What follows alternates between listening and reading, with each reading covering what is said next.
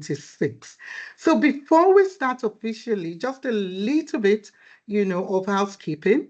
So yes, thank you. Welcome to all those who have joined. I can see a lot of people, Yolisa, Rishena. I can see some of our guest speakers, Honorable Dudley, and a lot of other people, Ambassador Olive. Welcome, welcome, welcome. But please mute yourself. For now, we want you to mute yourself. If not, you'll be muted by our admin. The program is being recorded, so I believe everybody is fine with it being recorded. And we're going to be on YouTube as well live. So the admin are sorting us out being live, on YouTube. So a little bit of housekeeping. I just want you to, in the chat room, as I'm waiting for my co-moderator, Mr. Elia, who I just spoke to, because they're waiting for the minister in the next 15 minutes to join us. But before we go into that, if you're just in the chat room, tell us where you're joining in from and what you do. Just let's get to know each other, because this is about getting to know each other. Where are you joining us from? What do you do? Whatever information you want to share, please feel free, to do that. Just welcome to the last day of July. I can't believe we're already getting close to December. So yes, please, I can't see anyone chatting yet. So Ambassador Olive, where are you joining us from? I know I see Cape Town, but I want to know, what do you do? Honorable Dudley, please still tell us who you are. I know you very well, my dear sister, but please, in the chat room, as we're getting to know each other, tell us where you're joining us from. And how was your day? So today's Thursday, tomorrow is Friday. So what are you planning for the weekend, for the 1st of August, the first day of the month of August, which for us in South Africa, even though I'm in Nigeria presently, is the Women's Month. So where are you joining on from? Oh, Yolisa. Thank you, Yolisa Ndima. Thank you for joining us from Durban, South Africa. I'm sure Durban is hot at the moment compared to Cape Town. Cape Town is still cold. I always say, I don't know how Durban people do it. The weather there is really warm, but in Cape Town at this time, I know it's still cold. Yeah, raining. Thank you, Katie. Yes, it is raining in Cape Town. Thank you. I was told it's raining in Namibia as well. I spoke to my husband this morning. He's in Windhoek, and he said it's raining in Namibia just now. So welcome everybody to today's event. It's going to be an awesome one. It's an hybrid event where we have people joining virtually and we have people in person in Dar es Salaam, Tanzania. So thank you to our Tanzania team. I know they can hear us, they can see us. So Karibu, how are you all doing? I hope you're all doing very, very well. So today's event is organized by the Leading Women of Africa, LWA, in partnership with the Tanzania Association of Small-Scale Industries and Manufacturers, TASSIM for short. So it's going to be very, very interesting. I haven't told you who I am. Okay, I am Dr. Mamake, and I'm one of the moderators, especially the one virtually today. I'm the CEO and Managing Director for an organization, a social enterprise called Bold Moves Africa. And at the same time, I'm the Executive Managing Director and Trustee for a low-income school in Nigeria, which is why I'm in Nigeria at the moment, called Bomac Schools. Thank you. Thank you. I can see Rama. Thank you, Rama. Thank you. Thank you. Thank you. You're welcome. Roshina Bodu, I can see you. She's with the Women Integral Impact Network. So they're based in South Africa. Thank you all. Ambassador Olive, you're the former PA for the office of the late President Mandela. And you retired in September. Oh, I've been retired for the past 10 years. So I wish you are not doing what I'm doing by working all the time. But you're welcome. And the president for the World Women Leading Change in South Africa. Thank you very much, ma'am. And you are involved in so many things. You're in the tourism business. This is the caliber of people we have here. People, women who wear different hats. So very, very welcome. Mbali Zondo, I can see you, my brother. Emma, one of our speakers, Madam Emma. You're welcome. I can see you all. Thank you. Let me see who else I can spotlight on. Okay, so yeah, Rishana is with the Women Integral Impact Network. She does advocacy work for gender-based violence, femicide, and sexual harassment. She is blessed to be here. Thank you. There's a lot of work we still need to do in that field with GBV, which is a sad thing, but we know, we see you all, we salute you, all those who are doing work in that area.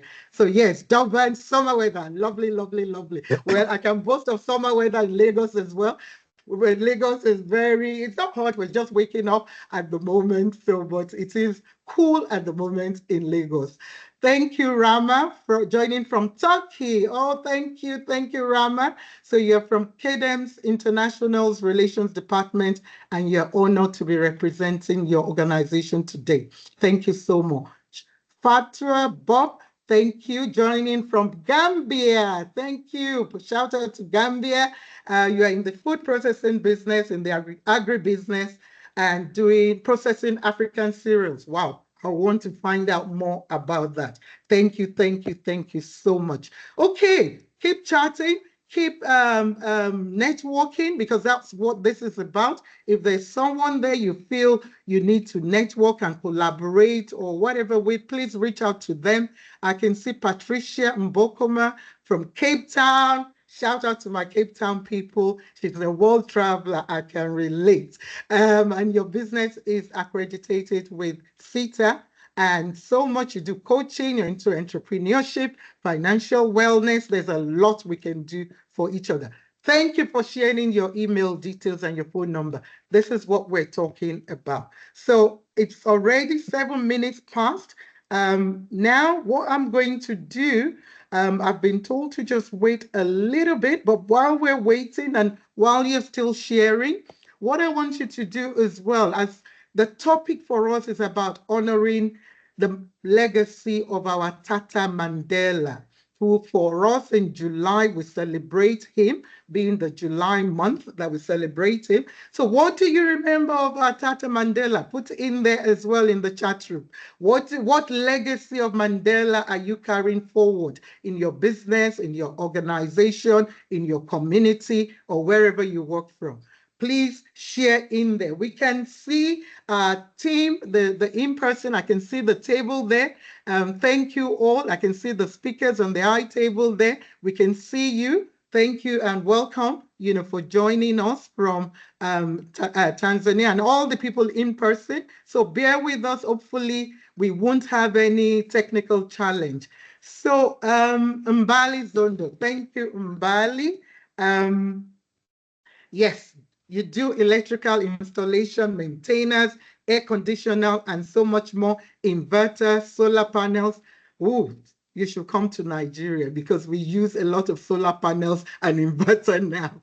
Although saying that, our electricity is more stable now in Lagos. You're all welcome to today's event. So as people join in, please remember to mute yourself, and I can see we're doing that already.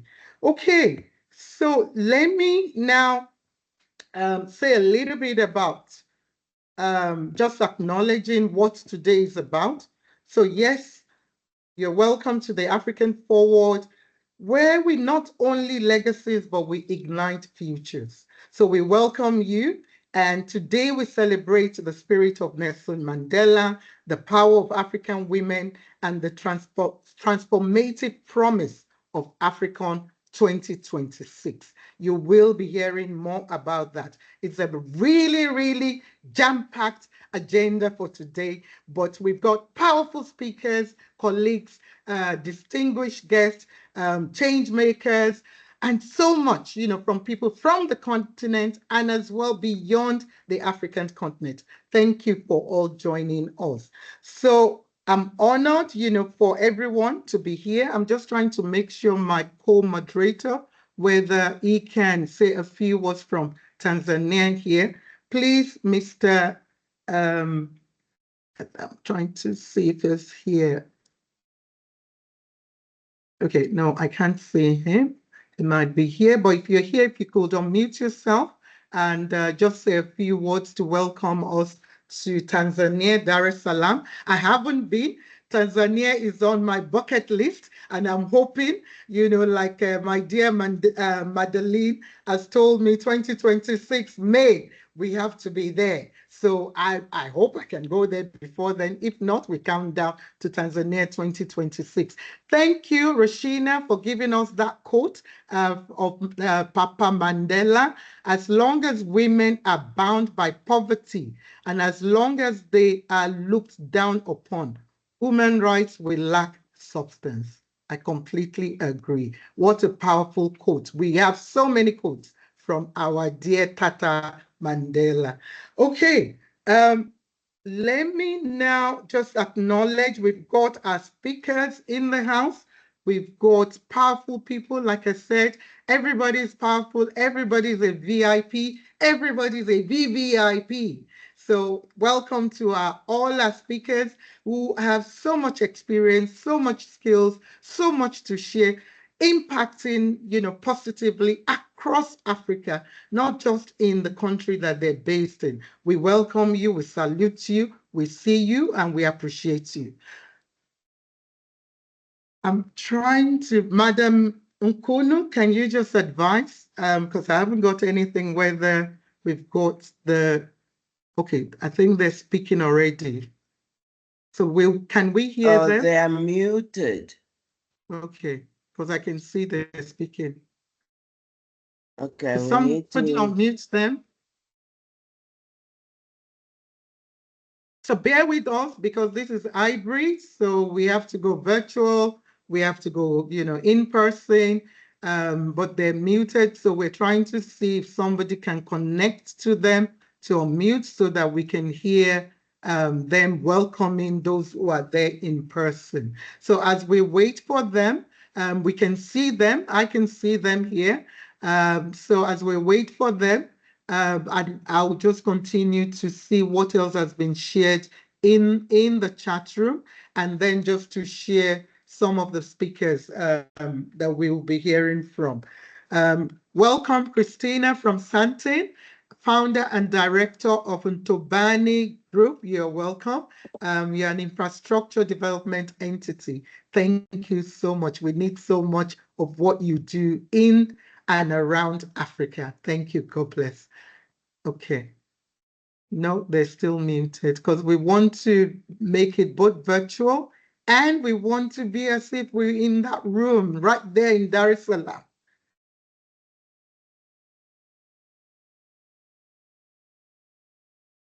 So they are at the Time Trade headquarters in Dar es Salaam.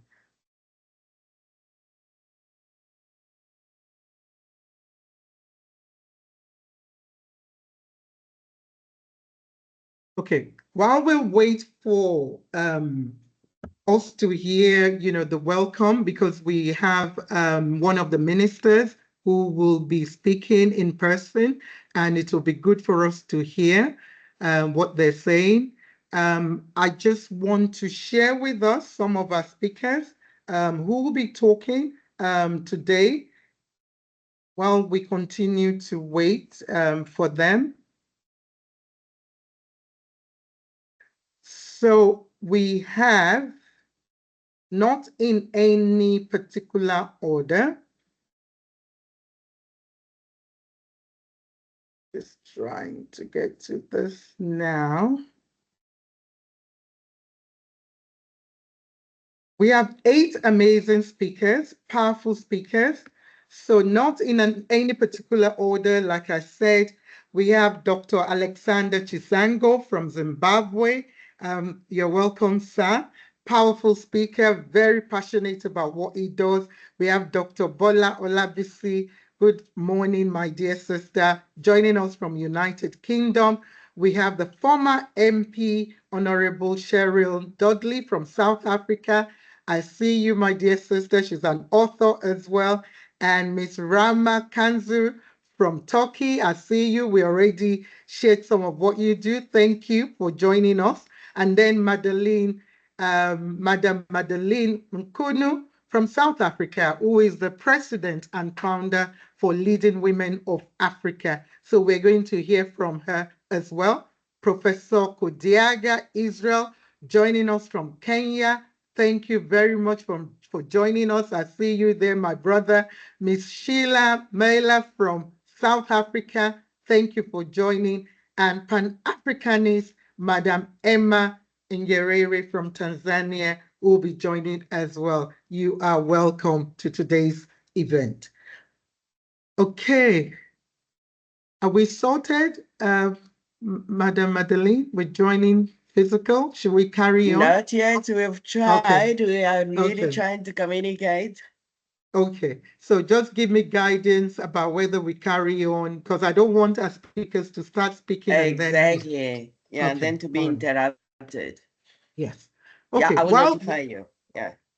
Thank you. Okay, while we're waiting for us to be able to join in the in-person, what I want to do is I'll just spotlight on just for us to introduce yourself and tell us who you are. So if I could start with our dear, since you're the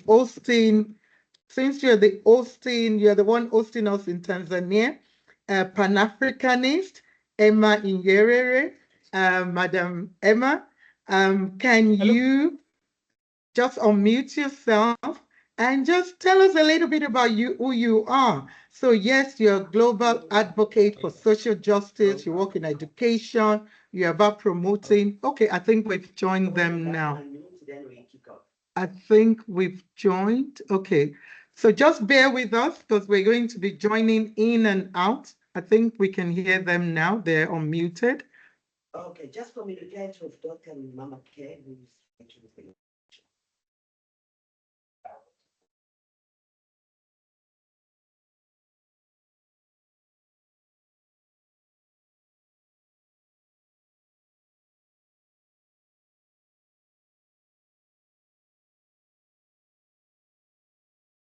I think we can hear you virtually. We can hear you virtually. Yes.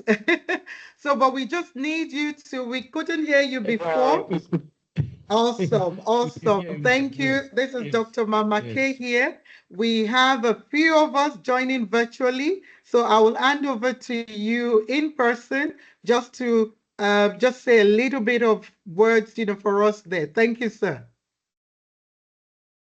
Thank you very much, Mama K. Thank you very much for a very good introduction. We are very grateful for your guidance and support. Now, on behalf of my team and our association and our guests here on the venue, we have a great pleasure to this important session, the launch session of the AFRICON MSA Summit 2026. And without wasting a time, we would like first to forward our sincere gratitude to our partner, Lead Women of Africa, Madam Chairman Madeleine Nkulu, and her team for making tireless efforts to make this launch event a success. So as I have introduced, we are at the venue at TANTRADE, Tanzania Trade Development Authority, which has granted us this venue, and of course our partner, and agents under the Ministry of Industry and Trade, who is our partner. So before I go to direct to the launch session, I would like to have the names and also the introduction from our guests here, who are very few, but they will introduce themselves. 1 minute, Madam McKay, so that you can have the names and also where they're coming from. So I can start. Okay, I can start with right here. Your name and your institution, please.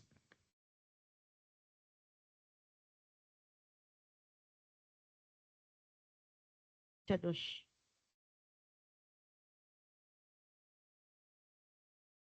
Yes, good morning. My name is Gauden Simasi from Tanzania Investment and Special Economic Zones Authority.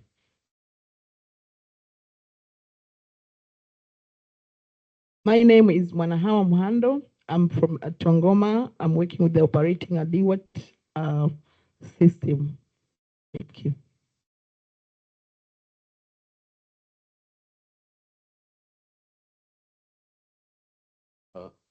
My name is Martin Komba from National Development Corporation.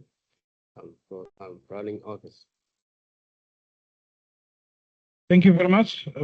Very fortunate to our senior person of the Ministry of Industry and Trade, Mr. Dennis Kagombora. Welcome, please. You are the guest of honor today.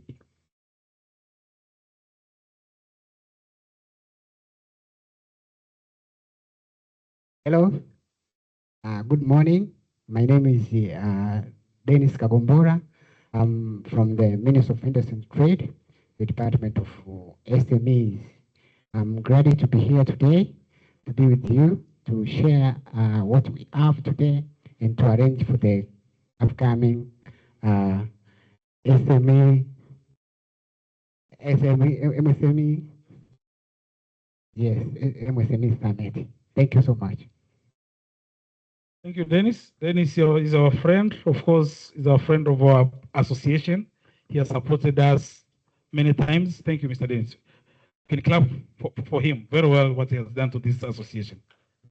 So, Madam, okay to you for a brief introduction so that we can start. From the team online, if they can be able to introduce themselves, very few of them, if it be possible. 2 minutes. Okay, all right. Thank you very much, sir.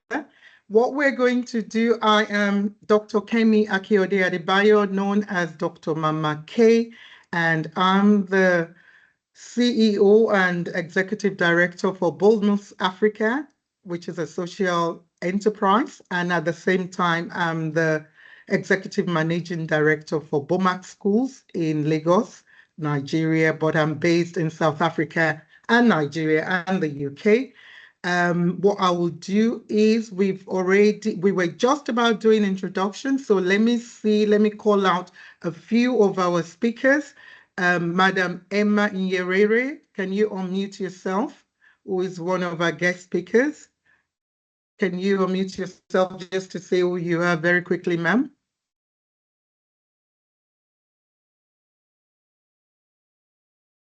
Yeah, Okay, well, greetings. all right, thank you. Greetings. Greetings.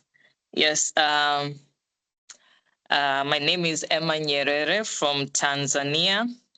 I am the treasurer of Pan-African Women Organization, the AU Agents, Tanzania chapter. I am the president of Women Leaders Mobilization Commission in the continent and diaspora.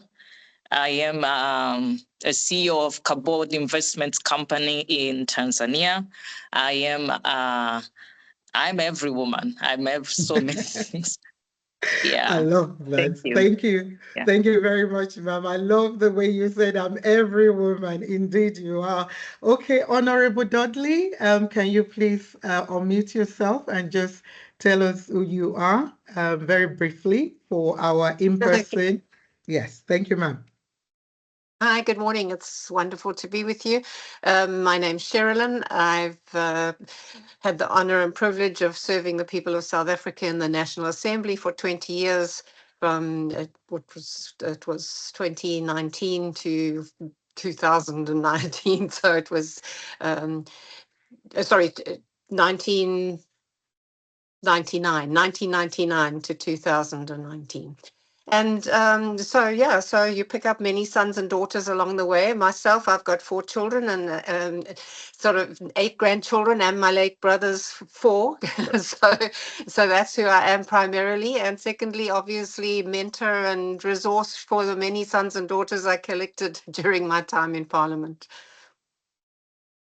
Right. Thank you very much, Honorable Dudley. Wow, what a powerful woman. Thank you, thank you, thank you so much. Do we have other speakers in the house? Dr. Olabisi, are you in? Are you on? If you could unmute yourself, ma'am. Unfortunately, I can't see everybody on my side. We've got about 40 people in the house. Okay, I can see now everybody. Okay. Okay, while we're doing that, in terms of the speakers, but thank you to our two. I will now hand over to you, back to you. Okay, let's just meet one or two guests who are here. Ambassador Olive, please, can you just introduce yourself as well, ma'am? If you could unmute yourself.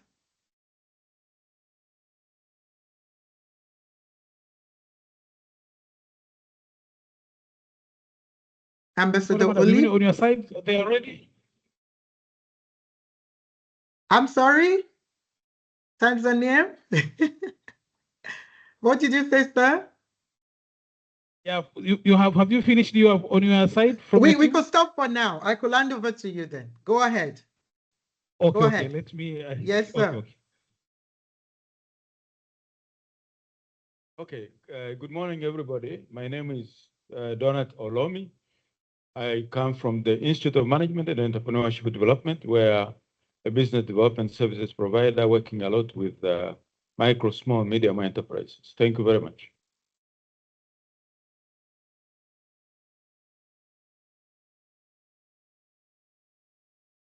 Good morning, everybody. My name is Jackson Orhaha, Public Secretary of TASSIM.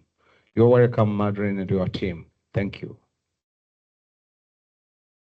Yeah, thank you very much. On my side, we are ready for this important session, and now we are going back to our program, which is the opening session, and we've already started, initiated the process.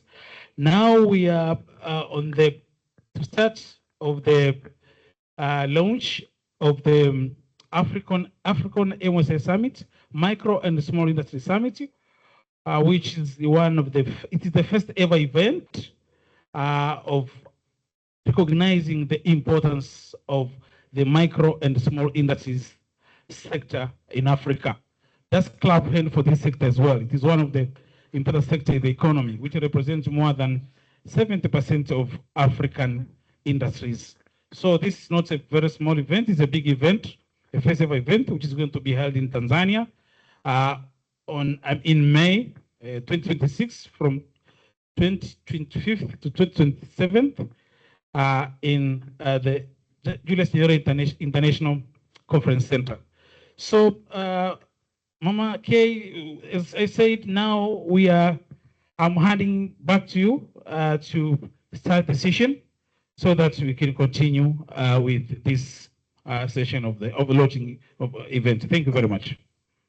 Thank you very much, sir. We appreciate and welcome to all our in-person special guests. We see you. We thank you for joining in and for being there in person. And welcome to all those who have joined virtually, those who have joined us since we started. You're welcome to the very, very first of the African Forward, honoring Mandela, celebrating Pan-African women and launching AFRICON 2026. So yes, we have three powerful milestones we're trying to achieve through today's event. One is about Pan-Africa Women's Month, where we've been celebrating since 1963 in recognition of African women's leadership in shaping the Africa we want. And as well, Mandela Month, as I said earlier, which is a period for us to reflect on the legacy of our Papa Tata Mandela in terms of his visionary as a leader. So he lives still in us, the legacy he leaves. I don't even want to use late for him because it's still very much around. And then the third objective is the launch of AFRICON MSI Summit 2026, which indeed is a bold new platform for inclusive growth, investment, and entrepreneurship in micro and small industries across Africa. So we're just not talking about Tanzania or South Africa, we're talking across the 54 countries in Africa. So now I want you to just appreciate and just show appreciation by clap of hands to welcome everybody, our dynamic keynote speakers, our speakers who have come from various, backgrounds, government, our diaspora, policy cycles, business alliances, working across Africa, trying to, of course, have an equitable Africa.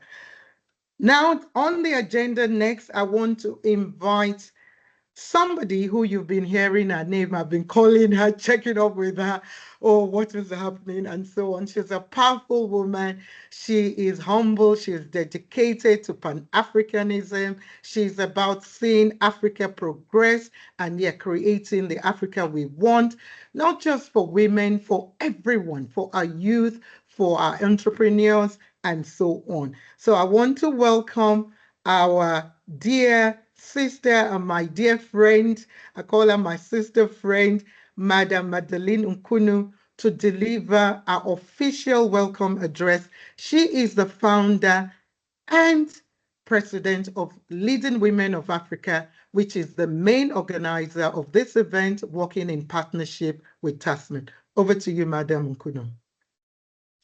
Thank you so much, Mama Kay. Thank you, Mr. Elia Joseph from TASSIM in Tanzania. Thank you for the whole Tanzania team for inviting us to be part of this journey. Thank you so, so much. So distinguished members of government, honorable guests, partners, friends from Africa and beyond. Good day to all, and I would say all protocols observed. Happy Pan-African Women's Day. Happy Mandela Month. That's what I could say for now. So it is my deepest honor to welcome you to Africa Forward, the 31st of July 2025, a day rooted in legacy, powered by purpose, and driven by vision. As a president of Leading Women of Africa, I wish, first and foremost, to extend my heartfelt gratitude to Her Excellency Samia Hassan, President of the United Republic of Tanzania. I would say your visionary leadership, rooted in integrity and bold action, is reshaping Tanzania's role as the gateway to East Africa and a beacon of inclusive development. Women across Africa, such as me, salute your courage and commitment to transforming Tanzania, the Tanzania we want, into the Africa we aspire to. We gather not merely to commemorate, but to activate.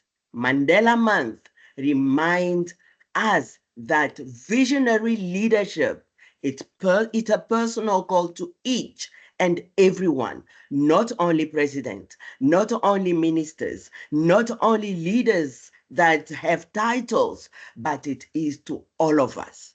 We stand today in that spirit, determined to make a difference so that we can build the Africa that we want.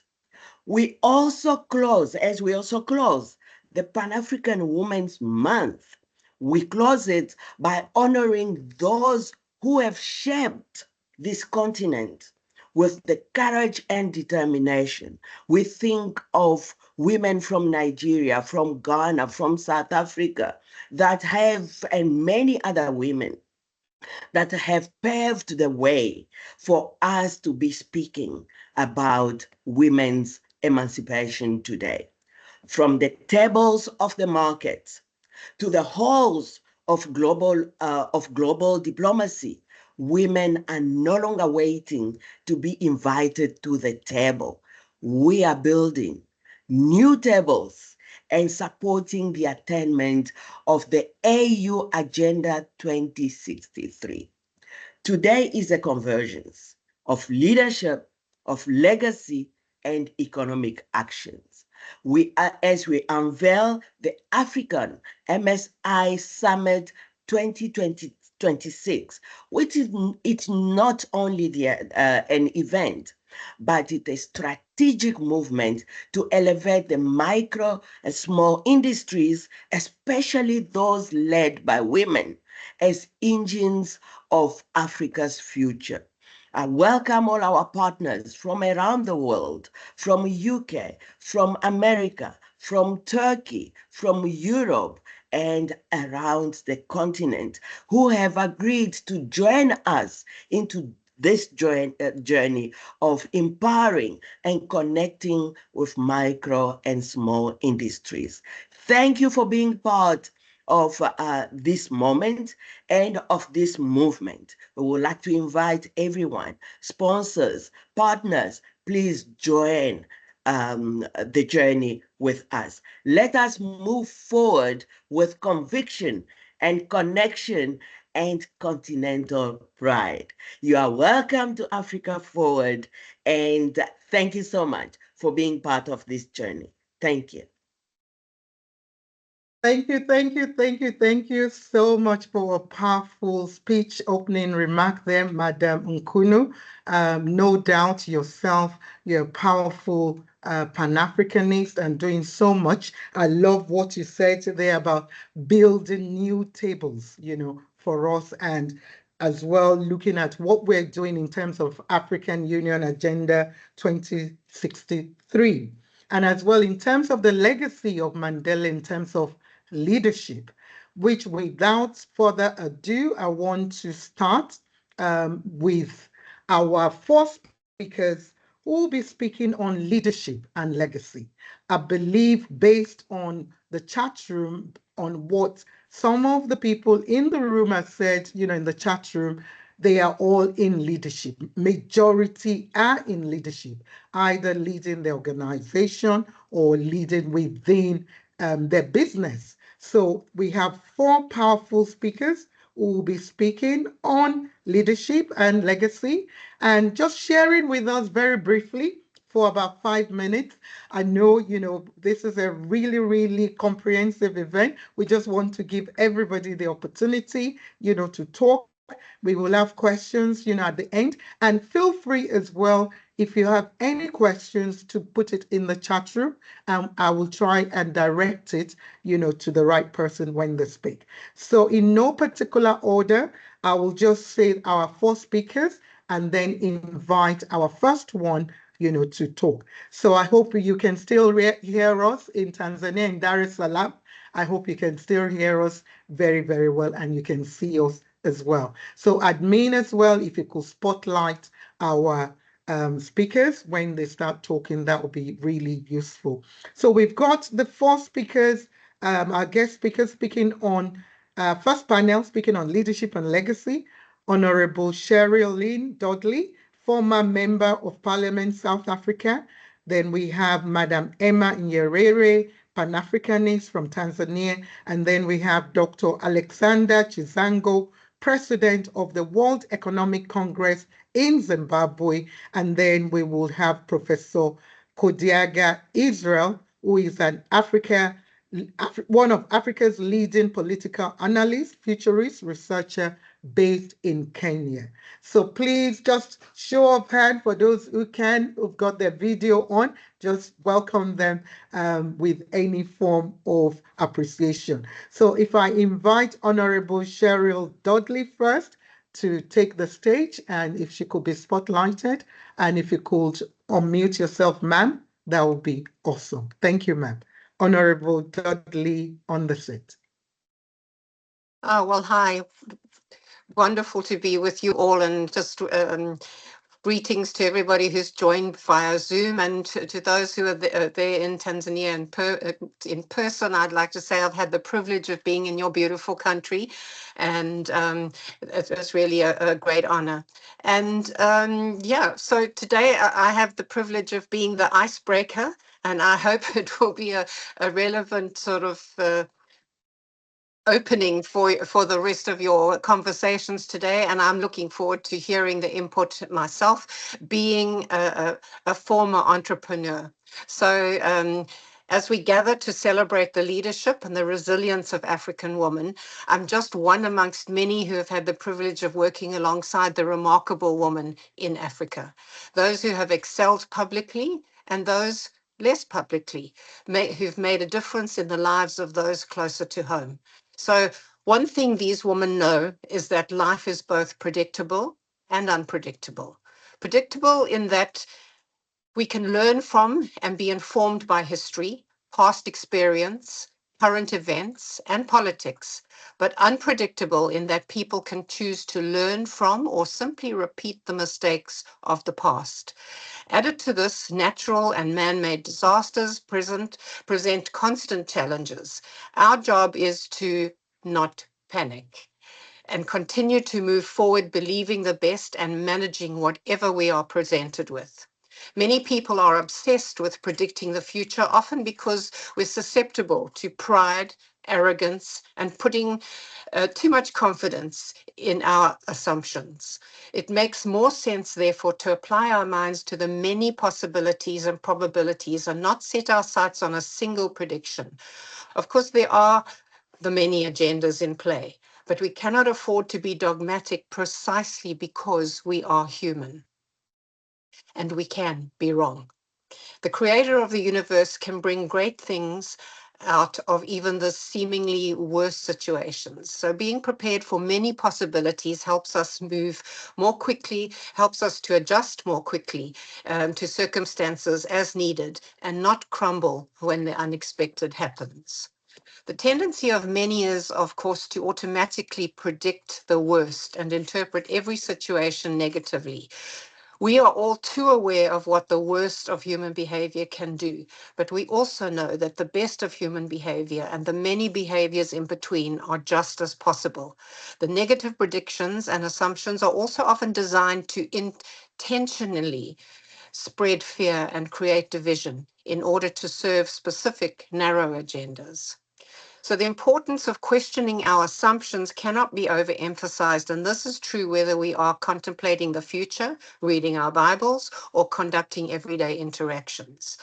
An awareness of our cultural bias and our limited experience and understanding, that's all of us, is so important, making it wise to purpose to test our assumptions before jumping to any conclusions.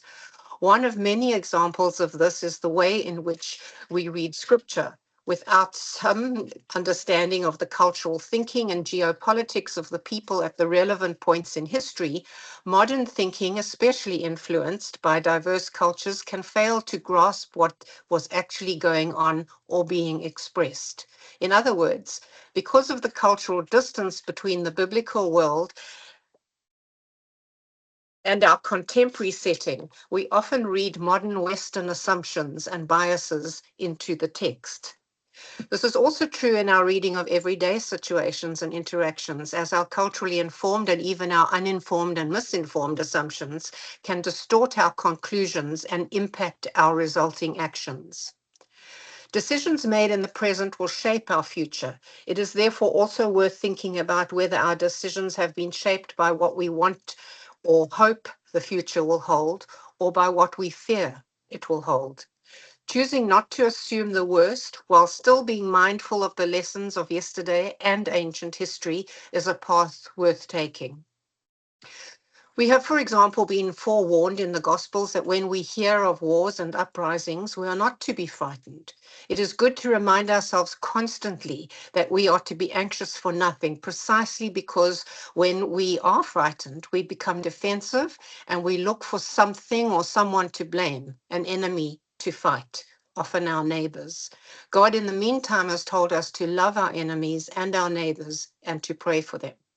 The ability to look at the big picture when the little picture shatters has been God's gift to me and his saving grace. It is too easy to get caught up in and fight against the many things about life that we have no control over. Looking from the perspective of the bigger picture makes it possible for us to focus on those things which are within our control and not to stress about those things that we have no control over. Being open to adapting as circumstances change is critical in every way to survival. We can and must help each other adjust to new circumstances and not always fight the inevitable or those things we have no control over. My advice to many is based on my understanding that there is probably a hill that we are meant to die on. But we should be careful not to die on any old hill. In other words, we should pick our battles and stay alive long enough to fulfill our purpose in life before our moment of martyrdom arrives. I'm of the view that if we do not work together for a shared future, we will all end up with no future.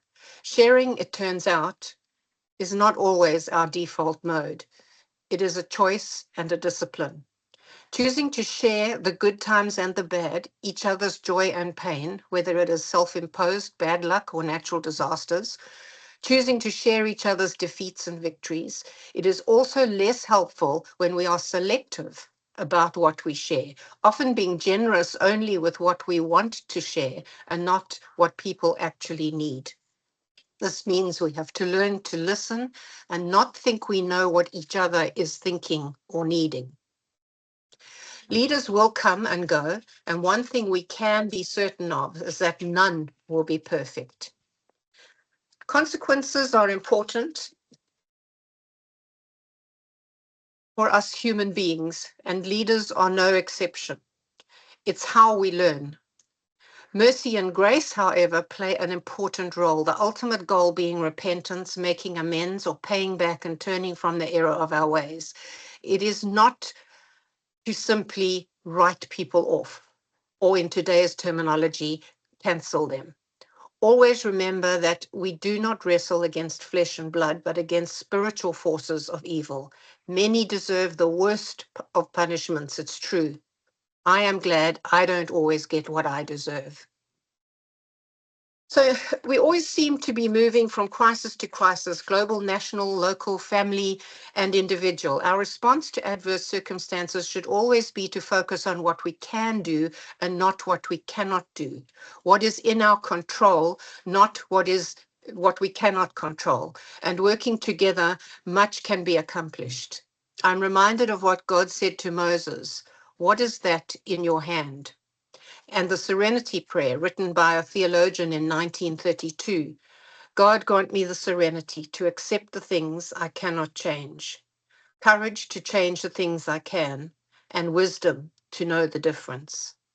We must not continue to judge ourselves by our intentions and others by their actions. Both intentions and actions matter.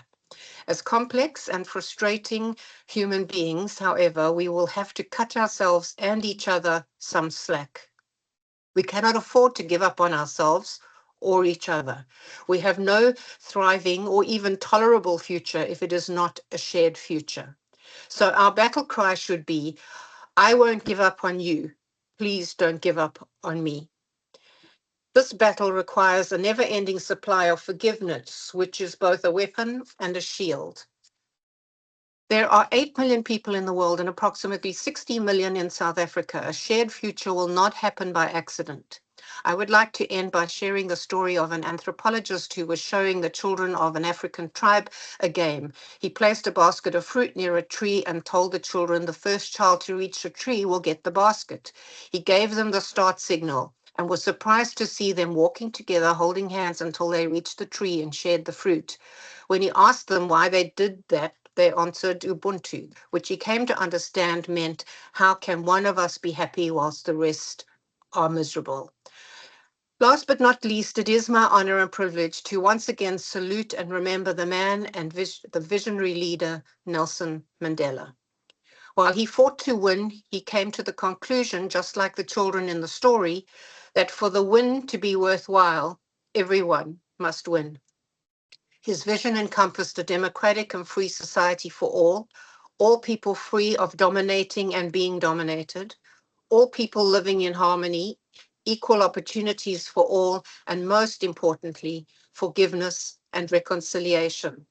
This was an ideal which he hoped to live for and achieve, but it was also an ideal he was prepared to die for if necessary.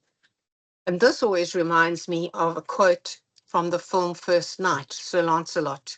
A man whose skills in combat were portrayed as second to none says to a young man who wants to know how to win, study your opponent so you know what he will do before he does it. Wait for the critical moment. You can't care about your life. Madiba certainly showed he knew the hearts and minds of the people he was contending with. Madiba waited, and when the opportunity presented, he was ready. He said, if needs be, it is an ideal for which I am prepared to die. I thank you. I hope you have a wonderful day, and I'm going to be listening in, and I'm expecting to hear amazing the testimony and amazing passion for going forward to see our Africa shine. Thank you very much, Honorable Dudley. A round of applause to you for that insightful input, as one of our guest speakers speaking on leadership and legacy. I appreciated, some of what you pointed out, about life being predictable and, not predictable, advising us not to panic. We need to be aware of cultural bias. We need to love our enemies and even putting God first. We need to pick our battles, to fulfill our purpose. We need to work together. We need to share, to have a shared future. And things are a choice, and to be disciplined. And then you share the story of Ubuntu with those young children, and obviously Mandela's legacy of forgiveness, of reconciliation, and more, and to study your opponent. Thank you very, very much, Madam Dudley. For those who just joined, Madam Cheryl Dudley is a former South African MP who served from 1999 to 2019 with the African Christian Democratic Party. She championed family policy, labor reform, and media freedom during her 2 decades in Parliament. And as well, she's an author, and she was an entrepreneur, like she said at the beginning. Thank you so much. For those who just joined, please, yes, introduce yourself in the chat room. Let us know who you are, where you're joining from, what you do. I already see people saying, like Miss Roshana said, hi, Cheryl, I'd love to connect. That's what we want to see here. This is what this is about, connecting, collaborating. And for those in person in Dar es Salaam, we thank you. We hope you're enjoying the session and listening to all our first speaker who just spoke. So we're now going to go on to another amazing speaker now. Remember, you could put questions in the chat room. Please feel free, and you want to direct it to anyone, please feel free to direct it, and we will try as much as we can, to answer them. Welcome, Anifa, a tour operator from Zanzibar. I need to connect with you. I just spoke about Zanzibar and Tanzania, an island that I've always wanted to go to, one of my bucket lists. So welcome, Anifa. We need to connect, definitely. So let me welcome another powerful speaker. She's a Pan-Africanist, Professor Emma Nyerere. She is a Tanzania Pan-Africanist and global advocate for social justice, education, and African unity. She carries forward the legacy of her father, Mwalimu Julius Nyerere, who championed empowerment across the global south. So we all know who as well President Nyerere was. So we are really, really honored and humbled to have you here, Professor Emma Nyerere, and we can't wait to hear what you're going to share in terms of leadership and legacy, which I believe you are already the legacy of your powerful and impactful father. So when you're ready, Professor Nyerere, if you could unmute yourself, ma'am. Thank you.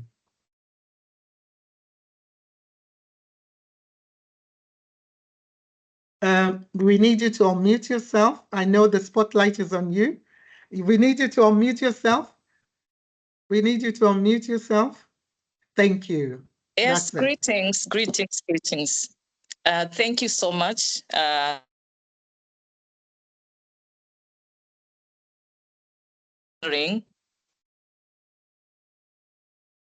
Can you hear me? It's breaking a little bit. I heard, Can thank you hear so me? much. Yeah, it's Okay. breaking, Thank but you. now we can hear you. Thank you. Thank Yes. you. Thank you, program director. I was wondering when you were introducing me, I said, who is introducing? I don't know that person is introducing. I am just a humble young woman from Tanzania, a Pan-Africanist who love the continent, who love women and family life and our nature. So I'm just a humble, so that definition you gave was incorrect. But anyway, thank you so much. I'm humble. Greetings, everybody, all government officials in Dar es Salaam, in person, policymakers, entrepreneurs, development partners, women leaders, ladies and gentlemen, sisters and friends. First, I want to give thanks. I give thanks to Almighty God, the Most High, the Diviner, all our ancestors and all others who are making available for me to be with you. I'm honored to be here as a leading women of Africa member, as a leading women of Africa. We stand united today in celebrating celebration of Pan-African Women Day.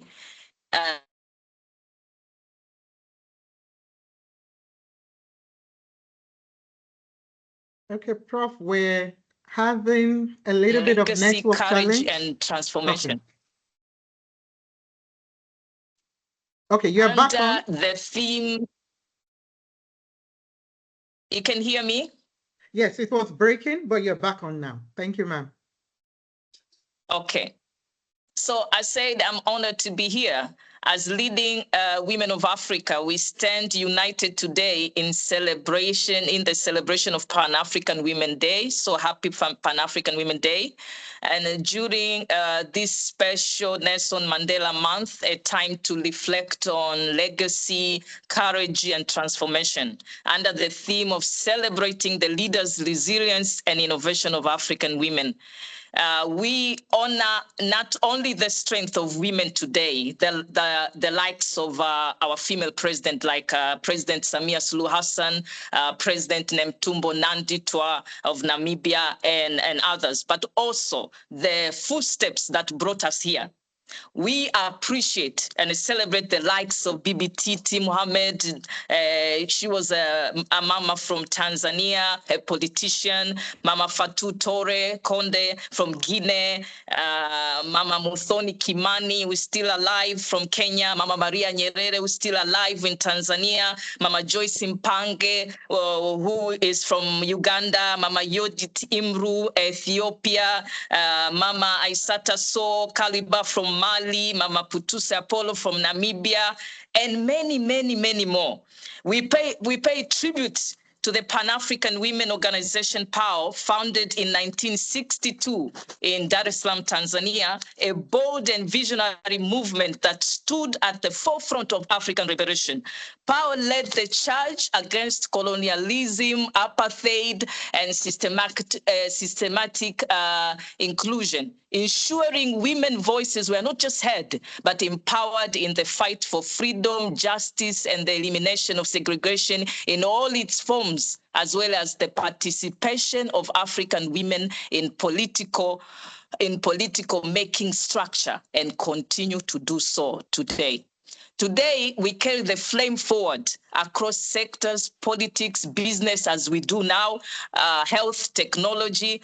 African women continue to lead, to rise, and to reshape our continent with the boldness and brilliance. And we also we embrace the power of innovation, but not only in technology, I repeat again, not only in technology and enterprises, but in thought, in strategy, and in the reimagining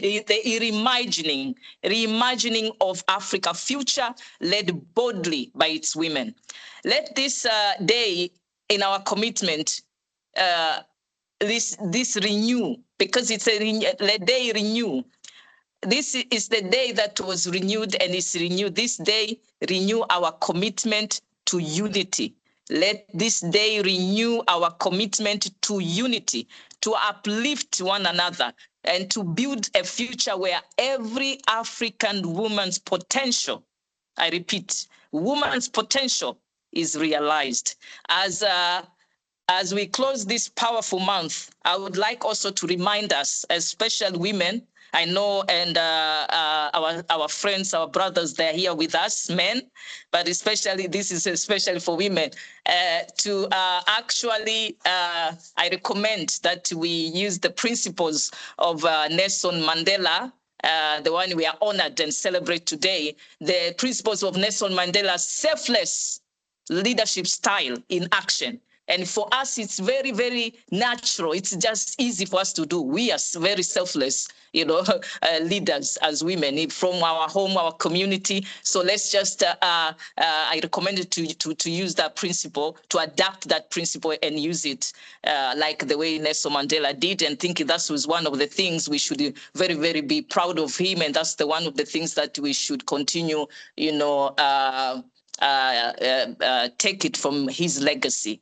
And another thing, as I wanted to say, I wanted to finish with a word from Maya Angelou. I love poems, so I like to listen to Maya Angelou a lot, and she makes sense. And she said, when we may encounter many defeats, as women, as men, as African, we may encounter many defeats, but we must not be defeated.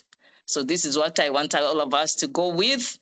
I don't want to say much. Let's just focus on solution and not problems. And like my sister spoke before, that we are glad we always get what we don't deserve as human beings. So let's just put that in mind. And women, we are great managers, we are great helpers, great healers. We can even heal our business as we do now. So, and we have also a work to do. There's a lot of work to do to heal our continent, our land, our nation, and then be there, show up, show off, and be there. Let's do it. Thank you so much for listening to me. Sansan. Thank you, Asante Sana. Thank you, Asante Sana, Professor Nyerere. Wow, I am not surprised. I am not disappointed. I feel so humbled. I feel so elated. I feel so blessed that you're in the room with us. I can see the applauses from some of us who have joined by video. Thank you for that powerful speech.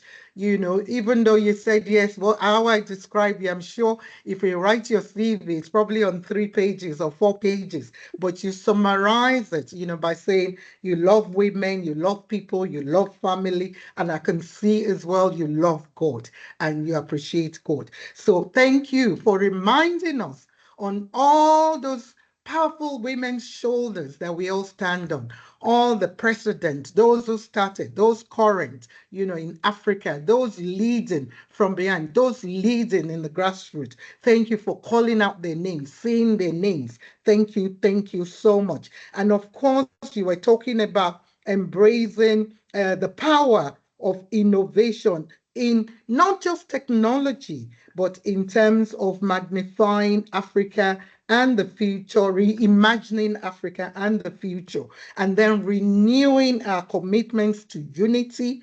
That is important because, yes, we talk about African unity, but how are we doing that? How are we from Sudan? I see my brother, I saw somebody, I don't know whether it's my brother or my sister. For those who know me, everybody is my brother or sister.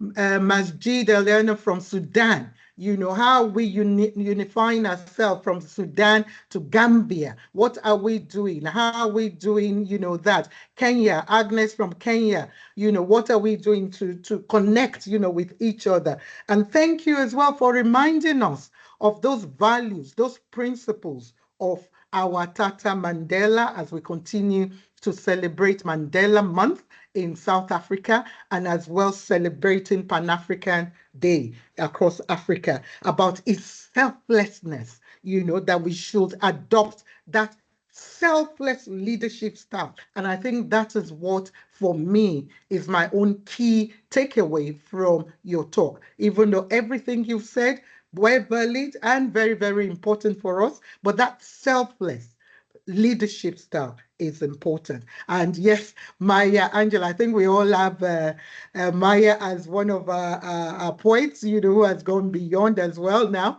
but our legacy lives on in our poetry, and the fact that, yes, let's focus on solutions rather than problems. Yes, we have a lot of challenges. We have a lot of problems across Africa, be it health, poverty, be it, I could call them, but what that creates the opportunity for us to find solutions, for them. And I believe that's why everybody wants to come to Africa now, because they believe that we can find solutions in Africa. So I will pause a little bit before I invite our two speakers. I know time-wise, this is what normally happens. We either, struggle. We've got two more speakers on this panel that I want to call, but I want to check in with my colleague in Tanzania, Mr. Elias Joseph.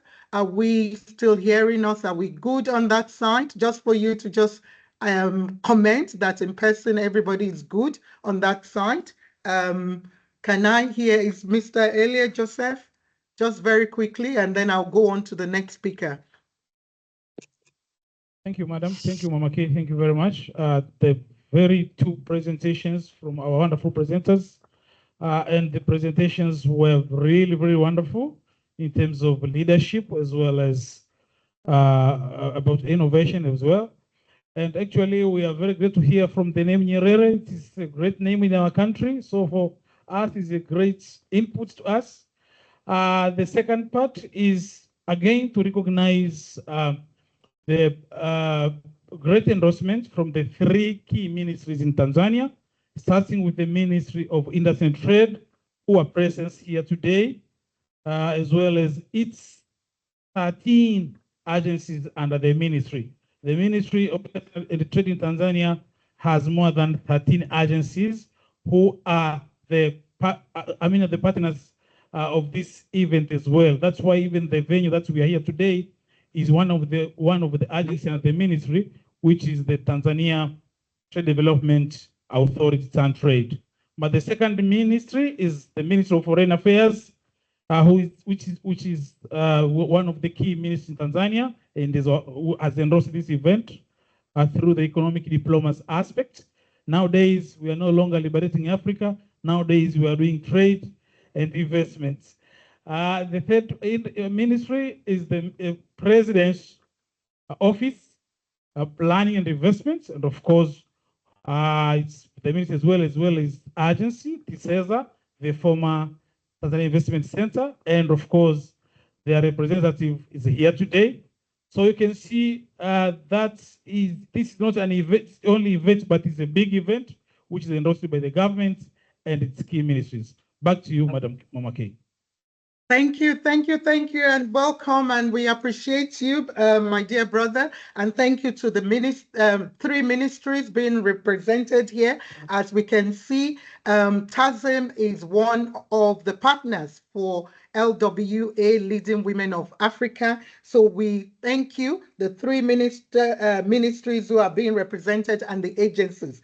Three key ones: industry, trade and development, foreign affairs, the President's Office, and Planning and Development. Thank you all. And let's go on now to just welcome our last two speakers for this first panelist session. But thank you for those using the chat room.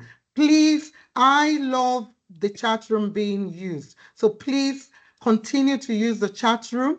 I can see you, Ginoka. I hope I pronounced that well. She has more than 20 years in business of health and wealth, and she's a trainer. And if anyone needs help to improve their business in technology for sales and marketing, she can do that. Although you didn't tell us where you're based. So it's good for you to tell us where you're based. And she commented that, yeah, very powerful. And thank you to all the speakers. God bless you. So as you write, remember, this is across Africa and beyond Africa. You need to tell us where you are, especially those of us in Africa, because this is important. So without further much ado, I want to welcome another powerful speaker. We've heard from the women. So now we want to hear from our main who are men supporting, who are champions for a lot of causes in terms of women. We normally don't like talking about women issues without having our men in the room. And we have a lot of them. And one of them, very powerful man, Dr. Alexander Chisango, who is based in Zimbabwe. He is a leading African economist and policy expert, driving trade, investment, and sustainable growth across the continent. He serves as chairman of COMESA Business Council and president of the African Business Roundtable. Admin is Dr. Chisango. We're going to Professor Israel after. So Dr. Chisango, please, if you could unmute yourself, ma'am, sir, and just go ahead on your topic of leadership and legacy. I can see Gino has a hand up, but please, we will do a bit of Q&A, question and answer later. But let's hear the two speakers, and then after that, we'll have a little bit of time for questions and answers from people virtually and from people in-house. But we have to keep it, we're really watching time. So Dr. Alexander, my dear brother, you're welcome to Africa Forward. You can unmute yourself, sir. Yeah, thank you so much. Thank you so much to our hosts and our co-hosts in a very collaborative way. I like the concept, I like the model, I like the developments that have happened so far. And greetings to our colleagues hosting us physically on the ground in Dar es Salaam, Tanzania. I'm in Harare, Zimbabwe, right here. And so grateful for the Leading Women in Africa team under the able leadership of our sister, resilient, very resilient Madeleine, and our moderator, very consistent and very available, currently in the Federal Republic of Nigeria. What a collaboration. Thank you so much.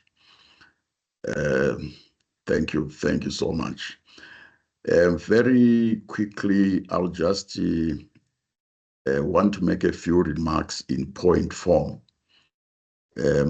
because we are seized with this matter of African women and their role in leadership and the resilience that they've shown, and also zooming in on the inspiration derived from one of our legendary African and international icons in the name of the late His Excellency Nelson Rolihlahla Mandela, and also with an understanding that we are zooming into the AFRICON MSI Summit 2026, which desires to become an ambitious initiative aimed at accelerating collaboration, investment, and sustainable growth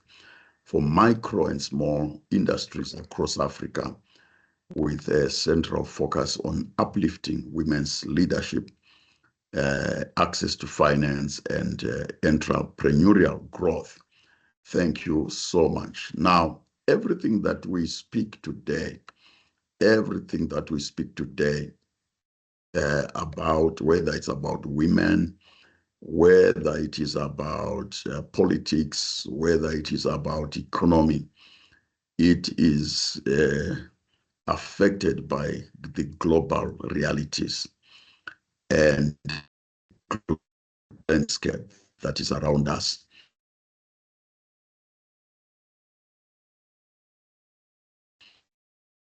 Development plans of countries thrown off the table.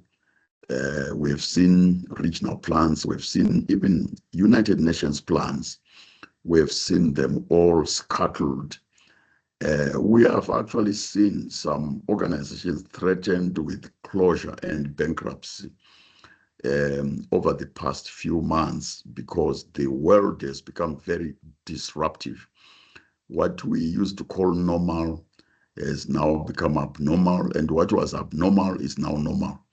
So within that global status and reality, we come into this special summit today and a special focal meeting with a call upon us to reflect, and so that we can not just simply align, but we need to lead, and more especially women need to take a position, because women are affected at all levels, starting from their personal lives to households and families, and right through to the marketplaces, and let alone politics and governance. So let me just indicate that as we are sitting in this meeting, there is a very existing and domineering reality in the whole world that we cannot ignore, which is the collapse of the global order that we used to know. The world has become a respondent. You know, it's like the world is under prosecution. The whole world is facing court action and litigation because we have had an arrival of what is called unilateralism. We have quite a number of guys now and countries that just wake up and announce what they want over everybody and anybody, and without consultation. And that is really happening very, very fast. And then secondly, we also have what is called protectionism. That is also disintegrating and splitting the earlier collaboration that was happening across the world. So in that whole setup, the African women, before these disruptions started happening, the African women, they were already facing their own challenges at home as well as globally. Now, these new developments of economic unpredictability and business disruptions, including now in, I think every country is affected. We have countries in Africa that were beneficiaries, let's say when it comes to trade. They were surviving through charity, trade charity that was called AGOA, the African Global Opportunities Act. And that was like a charitable policy that was in place to say, hey, you Africans, we have mercy over you, so we can allow you to trade preferentially into the United States. And now that thing has literally collapsed. It has been replaced by tariffs, and these tariffs have an effect even on SMEs as well. And these have got effect on the salaries and incomes and the buying power of our already starved women. And whilst all that crisis is happening, we are also calling on women both to be resilient as well as to lead. Now, so it's like we are calling on people that are in a humanitarian disaster, and we are calling them to actually lead, and we are calling them to be resilient. Furthermore, in addition to the historical resilience which they've always been, compelled to live in that situation. What then this tells me is that we need to really double up now the empowerment of women, if women are going to make it, because we are having a scenario whereby countries are actually threatened with drowning economically and drowning business-wise. So if entire countries and governments are faced with that scenario, what more are women in the pecking order of the challenges that the women have been facing historically? Now, as we reflect, we are supposed to derive experience as well as inspiration from some of the positive and redemptive achievements that, for example, our legend father, Nelson Rolihlahla Mandela, part of the legacy that he managed to achieve. Now, we have no shortage of information and shortage of celebration about his achievements.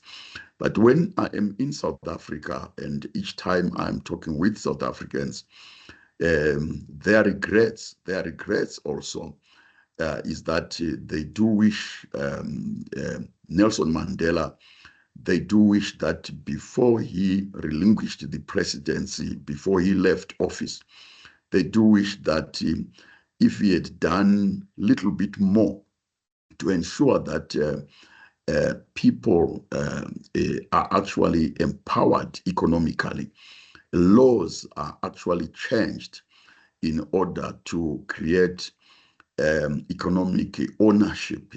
I think we're aware of the instability and destabilization, civil and political, that is currently happening in South Africa, presently. And there is a reckoning that these things, they were delayed, but at the same time, we also can also forgive, because President Mandela was in office only for one term of office, which was just 5 years. And in 5 years, anybody who has managed to be a president of anything, especially when you are a president of at a founding phase of even an organization, you realize that the first 5 years, you are just really sorting the crisis of either a vacuum or the crisis of the chaos that was created before you came in. So, really in just one term of office, there was just so little that President Mandela could do beyond especially just establishing peace and making sure that the war has ended, the nation has become a rainbow nation. So, but he leaves us with a responsibility. I remember the other time, the late and former president of Zimbabwe, Robert Mugabe, he was speaking at the headquarters of the SADC in Botswana, Gaborone, in the later years of his governance. And he actually, during that time, he was chairperson of the Southern Africa Development Community, and doubling up with being chairperson of the African Union at the same time. He made a very important statement. He said, as I stand here in Gaborone, I want to recognize that South Africa will need another liberation, because we are facing a crisis. And he was talking about economic disinheritance now of generally the majority of the population. But it's not just the population. Now, if the population is in trouble, then women's trouble becomes double. So, and that is a message across Africa, because we now see the radicalism in the Sahel region, whereby really you end up having young men with the, young men in the armed forces, when they see that things are moving too slowly for them through a normal constitutional or post-colonial constitutional order, they just take up arms and they take power, and they start to rule, and they start to change, because they want a more rapid economic correction, and economic correction is moving too slowly, really across the continent. We are now over 60 years since the first few African countries started to get, to gain independence. And 60 years, imagine somebody was born in colonial Africa over 60 years ago, and that person is now 60, maybe turning 70 now, and they have not yet fully seen a liberated Africa economically, etc.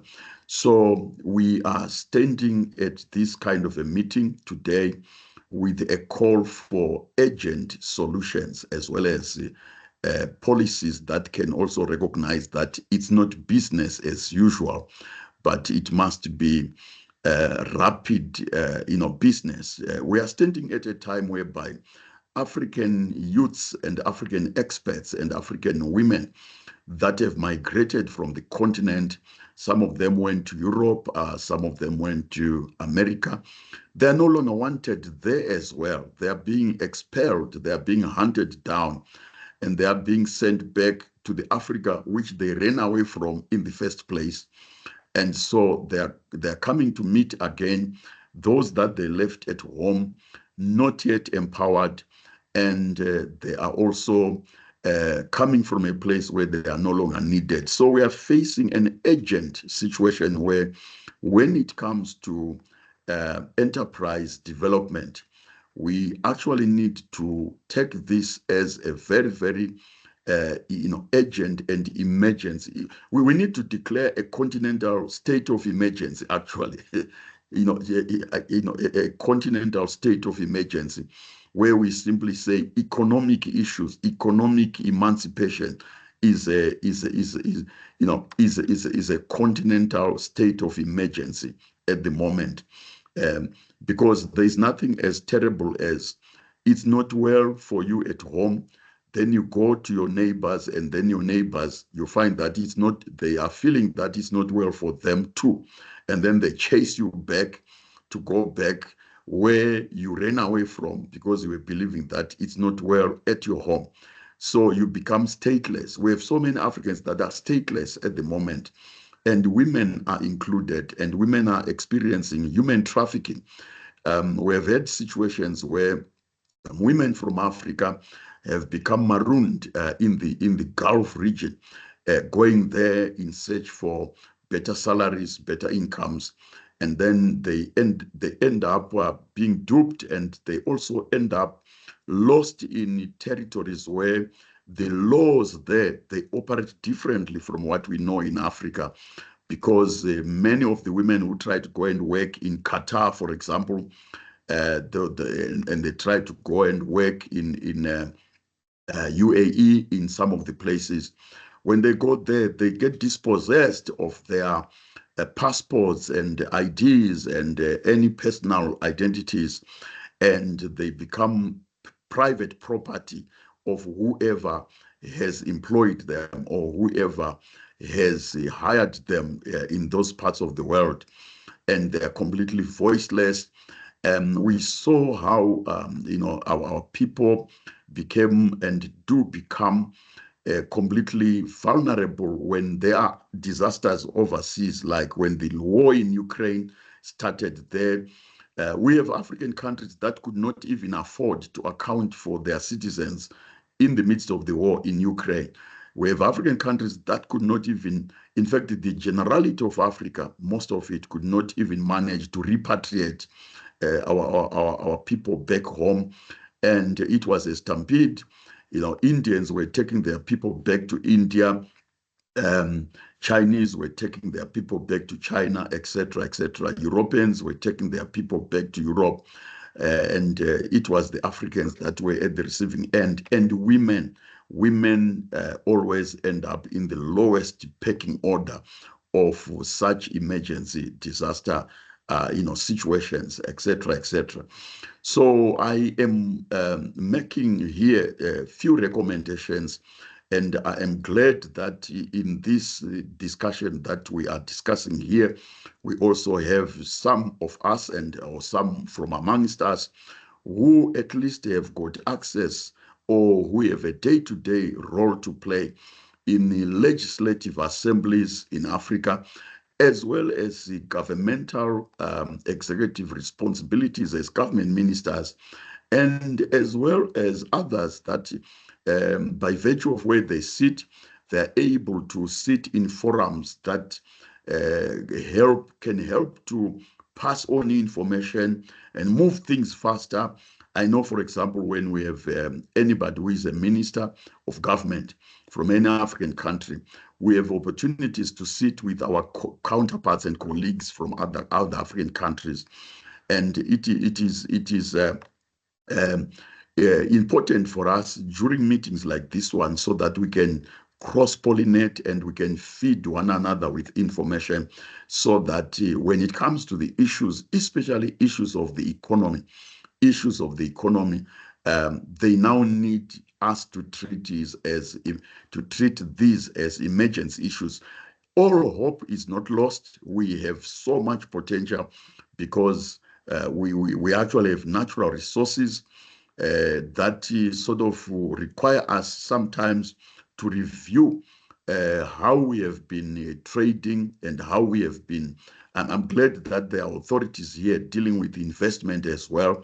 It might be just investment in one country, but I know that investment authorities, they also interrelate with other African countries as well. I think the way we are treated when we try to invest, anywhere else outside of Africa, it is the same thing that we must also arrange, so that we are also, treating one another and treating each other equally. What I discovered is that if I try to invest in Europe, I'm not given the front. I'm not given the top priority. They prioritize Europeans. But here in Africa, we are prioritizing non-Africans when it comes to investment. I think it's time for us to take ourselves seriously. And I think in our investment, portfolios and investment ideology, we now need to view Africans as investors. We now need to view ourselves as the first breed of investors. We need to mobilize domestic investment, domestic investors. If we don't have enough in one country, yes, we already have our African Continental Free Trade Area. We must make use of it to mobilize investment trans-Africa, across borders. And we must at least, if a guy comes from, let's say, Tanzania and invests in Lesotho or invests in Zambia or Zimbabwe, that investment, one way or the other, even if problems happen tomorrow, but that investment and the proceeds from it, they're still going to benefit Africans. And they are still, even if that guy repatriates investments sooner or rather than later, still what he repatriates is going to help another African. And we are growing the African economy. So I think we sort of need to galvanize our ideology when it comes to business, when it comes to investment. We need to put Africans in front and prioritize them. And I think we need to go further because right now the whole world, they are putting themselves first, and then everybody else last, and especially Africans, they are actually being taken out there as last. Now, the last 3 points I want to put across is that we also need to restore. I'm so glad that we have got one of our presenters here is Madam Professor Emma Nyerere. One thing that I get inspiration from people like Nelson Mandela, people like the late Mzee Nyerere, himself, is that, these people were educators. If we were not conscientized, educated, made conscious of the need that we are human beings, we would not have achieved political independence. Now, the verve and the energy that was deposited and deployed into our political consciousness raising and political education. I want to see today the resurrection and the rising up of those that have real energy and real push and punch in also raising economic consciousness across African people and across African women. The late, Nyerere, for example, was actually called Mwalimu, which is the teacher. So today, this is one of our missing areas. And I think leading women in Africa group, this is one of the areas where you can help us a lot. Even if you achieve nothing, but if you just achieve teaching of our people to be self-respecting, teaching of our people to become settled with the idea that it is okay to be a millionaire as an African. It is okay. It is very normal please, let's tell our children, let's tell our women, let's tell our youths that, and let's tell our investment officials in our investment authorities and governments. Let's tell our government ministers that it is okay and it is normal for Africans to become millionaires. It is actually okay. It is normal for Africans to become billionaires, and we need that. It is okay for Africans to become owners of Tanzanite, tantalite, lithium, gold, diamonds. It is okay. It is not illegal. It is not illegal for an African to be an owner of a gold mine, or for 3 African women to be owners of a diamond mine. The licensing of our people must be made easier and more simple. It is normal. It is okay. It must be very normal for us, to see African, women owning an airline and making transportation and travel easier for the African Continental Free Trade Area to be realized. It is actually very okay, etc., etc. I get so disgusted when I see in many countries, the news headlines when it comes to business. It's news headlines, the people, the things that carry headlines. It's only when a foreign billionaire has now visited the country or a foreign millionaire has visited the country. We must create, our media needs education, the leading African women. Let's talk to the women editors, the women writers and journalists, the women poets, and so forth. We need these things. The Miriam Makebas of today, the musicians, the African musicians. We need these legends on the table. Yes, thank you so much. Thank you so much. Yes, thank you so much.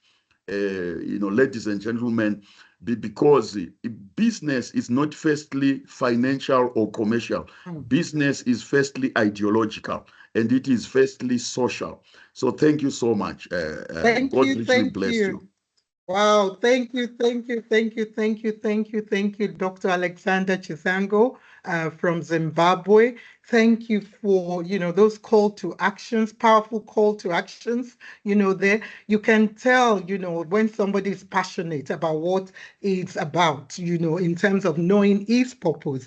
He spoke about, the fact that, yes, we've all been affected globally by what is going on around us in terms of global reality. The world is disrupted now in terms of being normal or abnormal.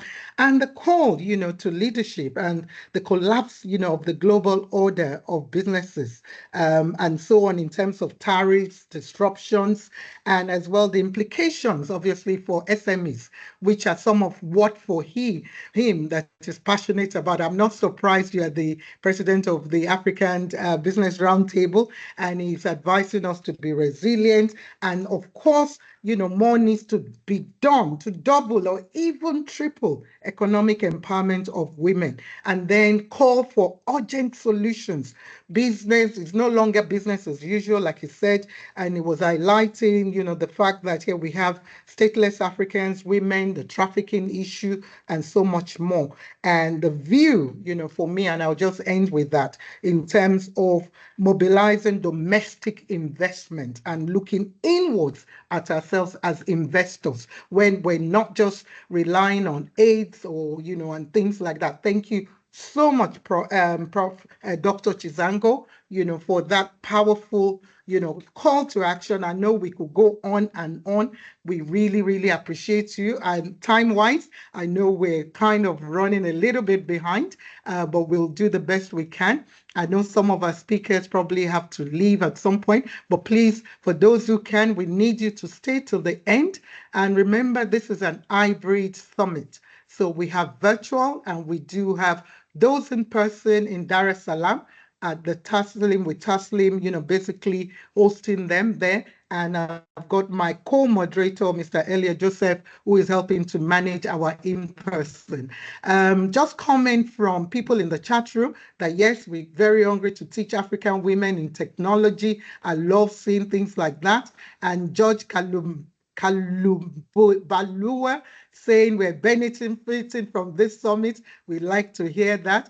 And then we've heard, people saying as well that let's lift up the women in Africa. Very powerful speech. Thank you for your input, there. So thank you so much. So for last but not the least, like I said, it was in no particular order for this session, which is about leadership and legacy, following on Tata Nelson Mandela. We have Professor Kodiaga Israel, who is based in Kenya. He is a renowned political analyst and futurist, known for his work in governance, peace building, and African integration. He serves as the Director of Business Development at Southern Delta International and Global Secretary for African Affairs at Global Unification International. I know, Prof, you have a lot as well to say, but if you could help us focus on the key summary so that we could get back on time. But thank you. He's won so many awards as well. I've been honored and blessed as well to have met him, I believe, in Johannesburg, South Africa, during the LWA's award, annual award. Thank you, Prof, for giving of your time. So if you can please unmute yourself, sir, and we want to hear your input. Thank you, sir. Good morning, distinguished guests, trailblazers, champions of change. It is an honor for me to address you this morning, and at a time that we are reflecting on the enduring legacy of Nelson Rolihlahla Mandela, who was, of course, a global icon of resilience, reconciliation, and transformative leadership. Now, this month, we are recommitting to his vision of justice, equality, and unity. And therefore, today we gather not only to honor Mandela's legacy, but to celebrate the indomitable spirit of Pan-African women, the bold visionary leaders who are shaping the future of our continent and beyond. It is with great excitement that I will be here today talking to you on the African MSI Summit of 2026, which is a groundbreaking platform to amplify African women's leadership in minority-serving institutions. I pride myself as a product of a who was widowed, and at the age of 2, this lady decided that the son had to be the very best that he could be. And that is why I'm a professor. So when we talk about women, I'm a feminist, and a very serious one for that matter, because I know without her, I would not be who I am today. So very quickly, I would want to talk about maybe Mandela's legacy and how it's a vision which is rooted in women's empowerment. I would not take too much of your time. Mandela understood that freedom was incomplete without the emancipation of women. And you know, without an out of doubt, that he surrounded himself with formidable women, not as ornaments, but as architects of change. You know great names like Albertina Sisulu, Graça Machel, Winnie. So you find that Mandela's leadership was enriched by women who challenged, cancelled, and co-led. And remember, he once declared that freedom cannot be achieved unless women have been emancipated from all forms of oppression. So this is the legacy we inherit, and it is the legacy we must extend. Secondly, I would also want to talk about why African women must lead. Across our continent, women have led armies, they have led movements and revolutions. They have led governments. We know Ellen Johnson Sirleaf, who rebuilt Liberia. We know Wangari Maathai, who was planting trees and transforming a lot in Kenya. Suluhu, Tanzania, among others. So, to lead in Africa, women must be bold. They must not be reckless, but resolute. I want women who are audacious, not adversarial. Our women must be trailblazers, not because it is fashionable, but because it is foundational. In the earlier conversations, our chairperson, Madeleine, and of course, Emma Nyerere talked about this thing. So we also want women who lead beyond labels, a feminism which is rooted in Ubuntu. And I think Madam Madeleine mentioned it, and Emma. African women do not need to mimic Western feminism's adversarial tone. Our leadership is not born of opposition, but it should be of restoration. Our women must lead, not to dominate, but to dignify. Our women must seek not to reject men, but to reject injustice. They must not seek sameness, but must seek equity. Therefore, African feminism, rooted in Ubuntu, is that which says, I am because we are. It is therefore collective, it is contextual, and of course, courageous. Of course, I just did mention a few women who walked Mandela's pathway with grace and grit. We know Winnie Madikizela Mandela, the mother of the nation, who endured exile, imprisonment, and vilification, yet she remained unbowed. This is an example that our women must take. Resilience and, of course, consistency. Graça Machel, a stateswoman who championed education and women's rights across Mozambique and South Africa. These are examples that are living testimonies to our women. Phumzile Mlambo Nguka, the former UN Women Executive Director, who reminded the world that we cannot walk away from the agenda of women's rights. We have Abigail Ezekwesili, who demanded the return of our girls and the rise of our voices. So they did not just follow Mandela's path, they expanded it. And this is what our women must do. And I believe when we look at Mandela, we see that this emphasis on education, reconciliation, and community upliftment resonates deeply with the work of women across our continent. So you'll find that from the streets of Soweto to the halls of power, we know women like Winnie carry the torch of resistance, defying oppression with unyielding strength. So from them, we learn a lot, that our women must be bold, our women must take the lead, and they must pioneer new models of leadership that are innovative, inclusive, and transformative. Therefore, we are calling for trailblazers. And being a trailblazer means challenging the status quo, dismantling patriarchal barriers, and creating spaces where every voice is heard. This is what our clarion call to the women of Africa today is. We want women who are bold, who are fearless, who are visionary, and rooted in justice. In a nutshell, I am saying, as we unveil the AFRICON MSI Summit 2026, which will become a transformative platform where African women will shape the future of governance, will shape the future of innovation, and of course, sustainability. According to me, this summit is not a conference. but a covenant. It is a promise that African women will no longer be footnotes in history, but authors of the future. According to me, and my call to this team is that the future is female. It is African and it is fierce. Let us rise with fire of Magari Madai, the wisdom of Michelle, the defiance of Winnie, and the vision of Mandela. Let us build this continent where every girl knows that her voice matters, her dreams are valid, and her leadership is inevitable. The future of Africa is not waiting, it is walking. It is walking in heels, it is walking in boots, in bare feet, towards justice, towards joy, and towards greatness. Long live Mandela's legacy, long live Pan-African woman, long live African MSIs. Thank you very much, and God bless you all. Wow. Wow, wow, wow. Thank you so much, Professor Israel. I love the background of where you are. I wish I was just like a setting in a farm or garden. I'm stuck inside, so you're with nature.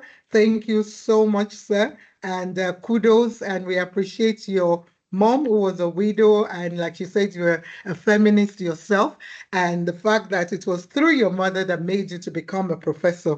Thank you for that clarion call that you're asking us all, and I believe everybody is taking note.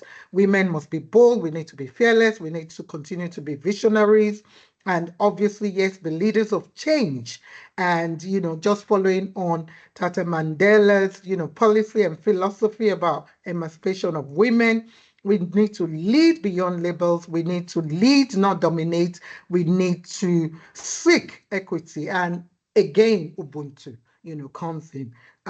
Thank you. Trailblazers. Yes, a lot of women, are trailblazers. Madam Nkuno is one of them, and I know a lot of women here. Dr. Olabisi, even Prof. Emma Nyerere, a lot of women are already challenging the status quo. So we see you, we salute you all. And yes, I want to just finish by saying, yes, indeed, it is not a summit, but indeed a covenant, that we're all, basically saying we're signing up to and leading up to 2026 by God's grace and inshallah, as Muslim brothers and sisters say, God keep us all till then. So yes, we don't want it to be a talking shop. We want it to be about action, about taking positive steps. So I want to, before I go on to the next panel session, I want to just appreciate all our panelists, all our 4 panelists for this session. So we had Honorable Dudley, we had Professor Nyerere, and then we had Dr. Chitsango, and then we had Professor Israel. Please, a round of applause for our first panelist who spoke on leadership and legacy. And I believe they spoke about more or less similar thing, which cut across. And part of that is, yes, what Mandela left for all of us. Let me go back and just check up our in-house attendees who are there live at Dar es Salaam. Before we go on to our next session, which we'll talk about briefly as well. We've got 4 amazing speakers for that, but let's check in with Dar es Salaam. Any input, just briefly? My brother, any input on your side? Over to you. Thank you, Madam Chairman. Mama Kay, thank you for the presentation of our presenters who have gone through important areas of trade, protectionism, women in leadership, and of course, women and MSIs. On my side, kindly allow me to recognize the presence of our partners, Fair Competition Commission, who have arrived now. We have also our partners, Tanzania Chamber of Commerce, Industry and Agriculture, who are present now here. And of course, we have TASSIM members who have represented our 700 members number. On my side, I think Professor Lomi, have any question, please? Yes, thank you. Or comment or anything. Thank you, sir. Yeah, comments, I think we will, if Just there very were some quickly. questions or comments, I think, yeah, after this session, Okay. then we'll have some questions. Yeah, but we can go back to our presenters, then come to Tanzanian side, because we are waiting for from our colleagues to present as well. Thank you. Okay, all right, cool. Thank you so much, sir. Okay, we'll be very quick for this session. Thank you all for joining, and welcome to all our in-person special guests from TASSIM and other agencies in Tanzania. We see you, we appreciate you. And thank you for those who have just joined us. Mogami, chairperson of Leading Ladies of Africa. We see you. Agnes, we see you. Thank you for your comments in the chat room. And thank you for all those who continue to share, their details. And I believe as well, I saw Adedeji, one of my Nigerian brothers. I saw that. And then, yes, there's a bit in the chat room. If you are not yet a member of Leading Women of Africa, there's a link there for you to join. And that is a platform, for women, powerful women that we all need to belong to, who are trailblazers, who are doing wonderful things in the community. Please do join. Thank you all for your comment. So for this session, and thank you for all our guests who've been waiting patiently. We appreciate our special guest, our panelists. So this part of the panel is called Building AFRICON MSI. MSI meaning micro and small industries, together promoting growth in Africa. So we have 4 speakers, and I believe they will be quick and they'll keep to time as best as they can. And the 4 speakers are Ambassador Davisha Johnson. She is the president of the African Diaspora Collective. Then we have Ms. Rama Kanzu. She is an advocacy and research specialist, CANDEM, with Women and Democracy Association based in Istanbul, Turkey. Then we have Madam Sheila Mela, Deputy President of BRICS. We need BRICS on board, of Businesswoman Alliance. And then we have Dr. Bola Olabisi. She is the Chief Executive Officer of Global Women Inventors and Innovators Network, Global Win, based in London, United Kingdom. So we are going to have our first panelist, for this session, who is Ambassador Davisha Johnson.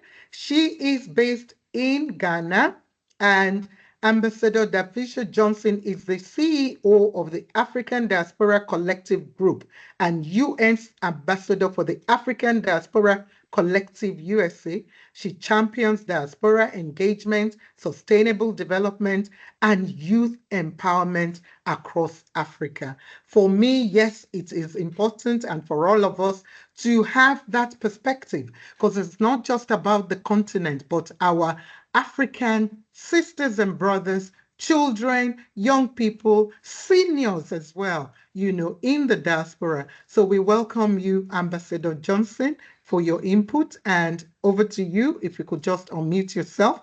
Our details are on there if you want to network with her, if you want to, just get in touch with her. Please feel free. Those are the details there. Thank you. Ambassador Johnson.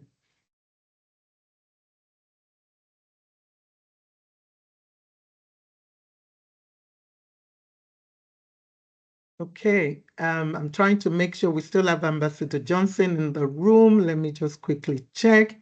If not, we'll go to the next speaker. Do we have Ambassador Johnson in the room? I can't see her. Madam Magdalene Nkunu, can you confirm? I know she needed to go because of another commitment, so I need to make sure she's still in the room. I can't see her at the moment. I did see her earlier. No, I can't see her earlier as well. So for now, maybe you can move to the next one. So I'll move to the next person. Yeah. Okay, if she comes back, because I know you did say she needed to leave. So, okay, so can we have, let me introduce my Turkey guest speaker, who I will introduce just now. So Ms. Rama Kanzu, I know I saw her earlier. She is the Director of Advocacy and Research at CANDEM and the Managing Editor of its Women's Studies Journal. She is a scholar in gender studies and feminist theology, promoting women's rights and social justice. So representing CADEM. So can you please unmute yourself, ma'am?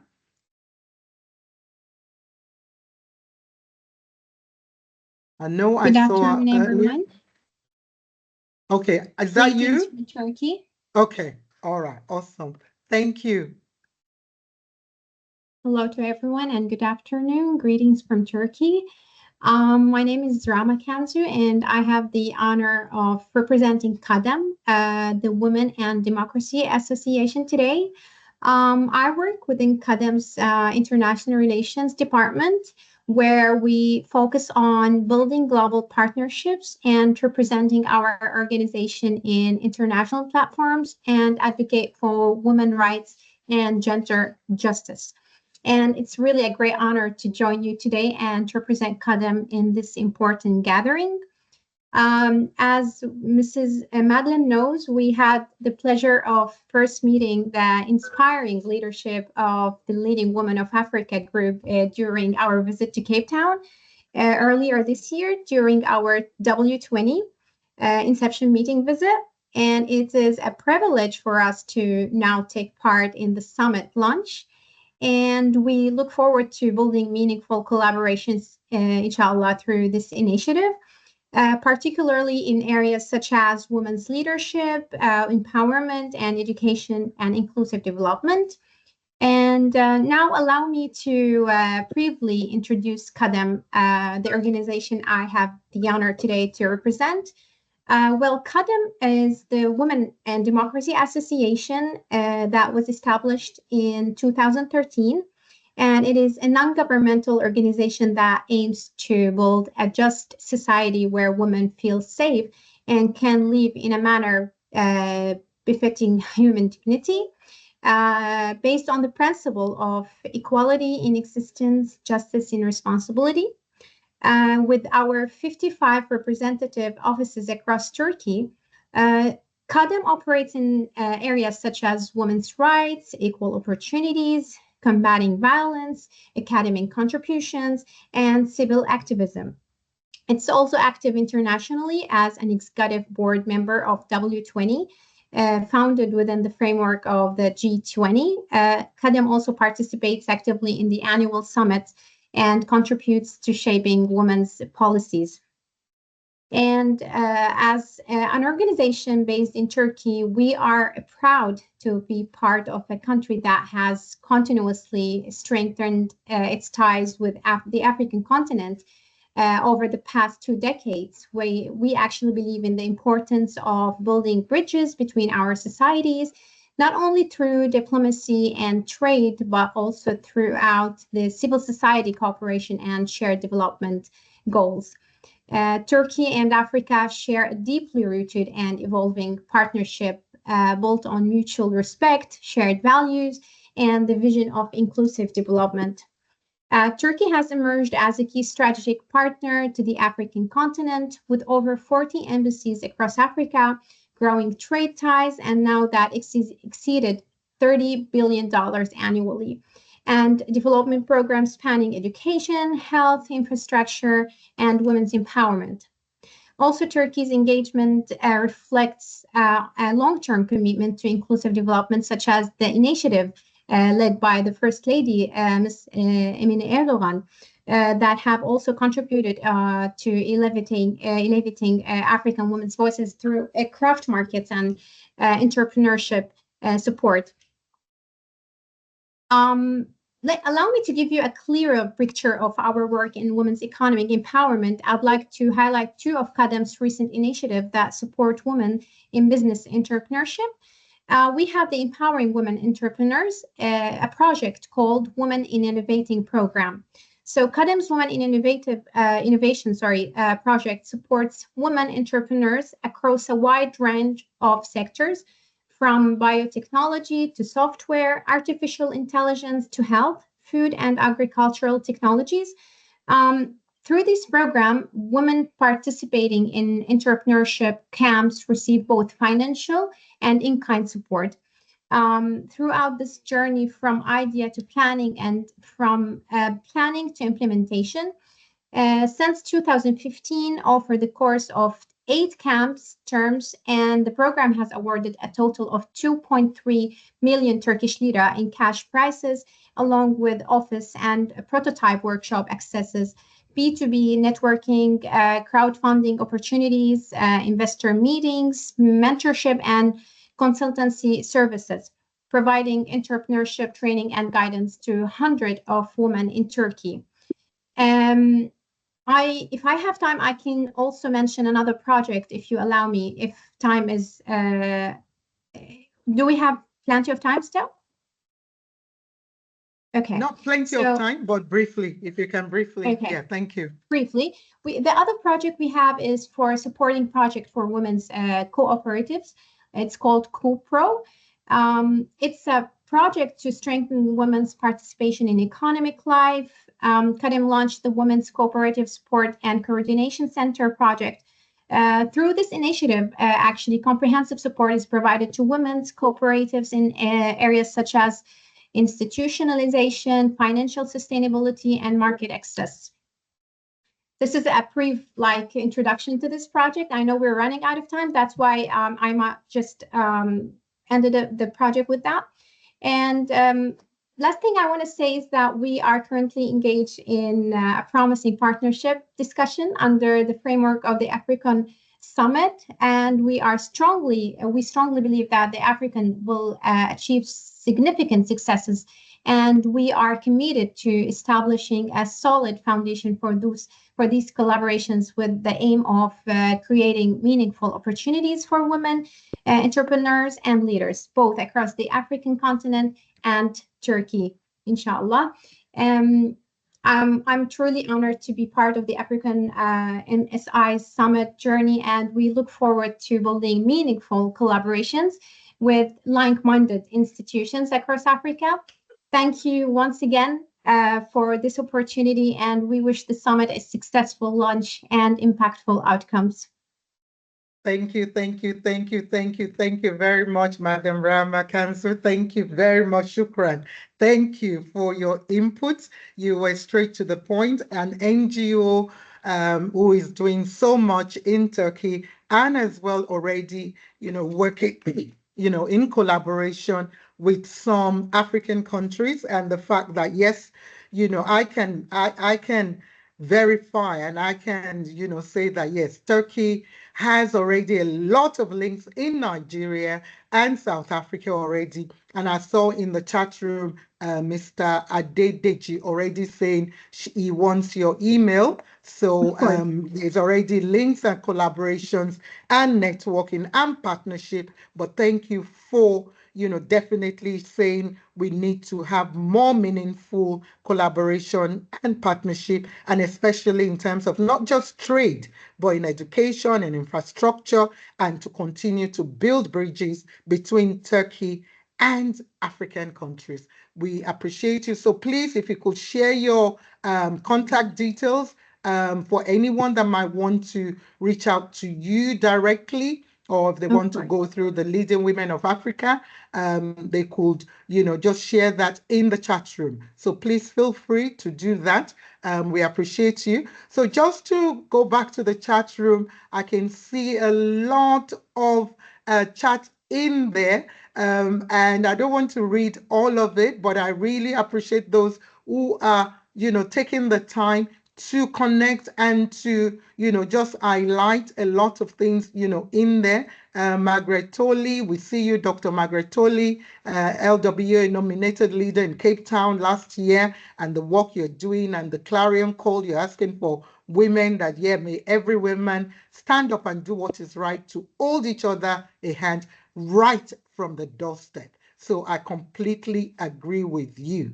So Thank you, thank you, thank you, thank you, for that. So now I just need guidance from Madam Madeline with our two. I'm just trying to check if I've got a private chat from her yet before we go on to the next speaker.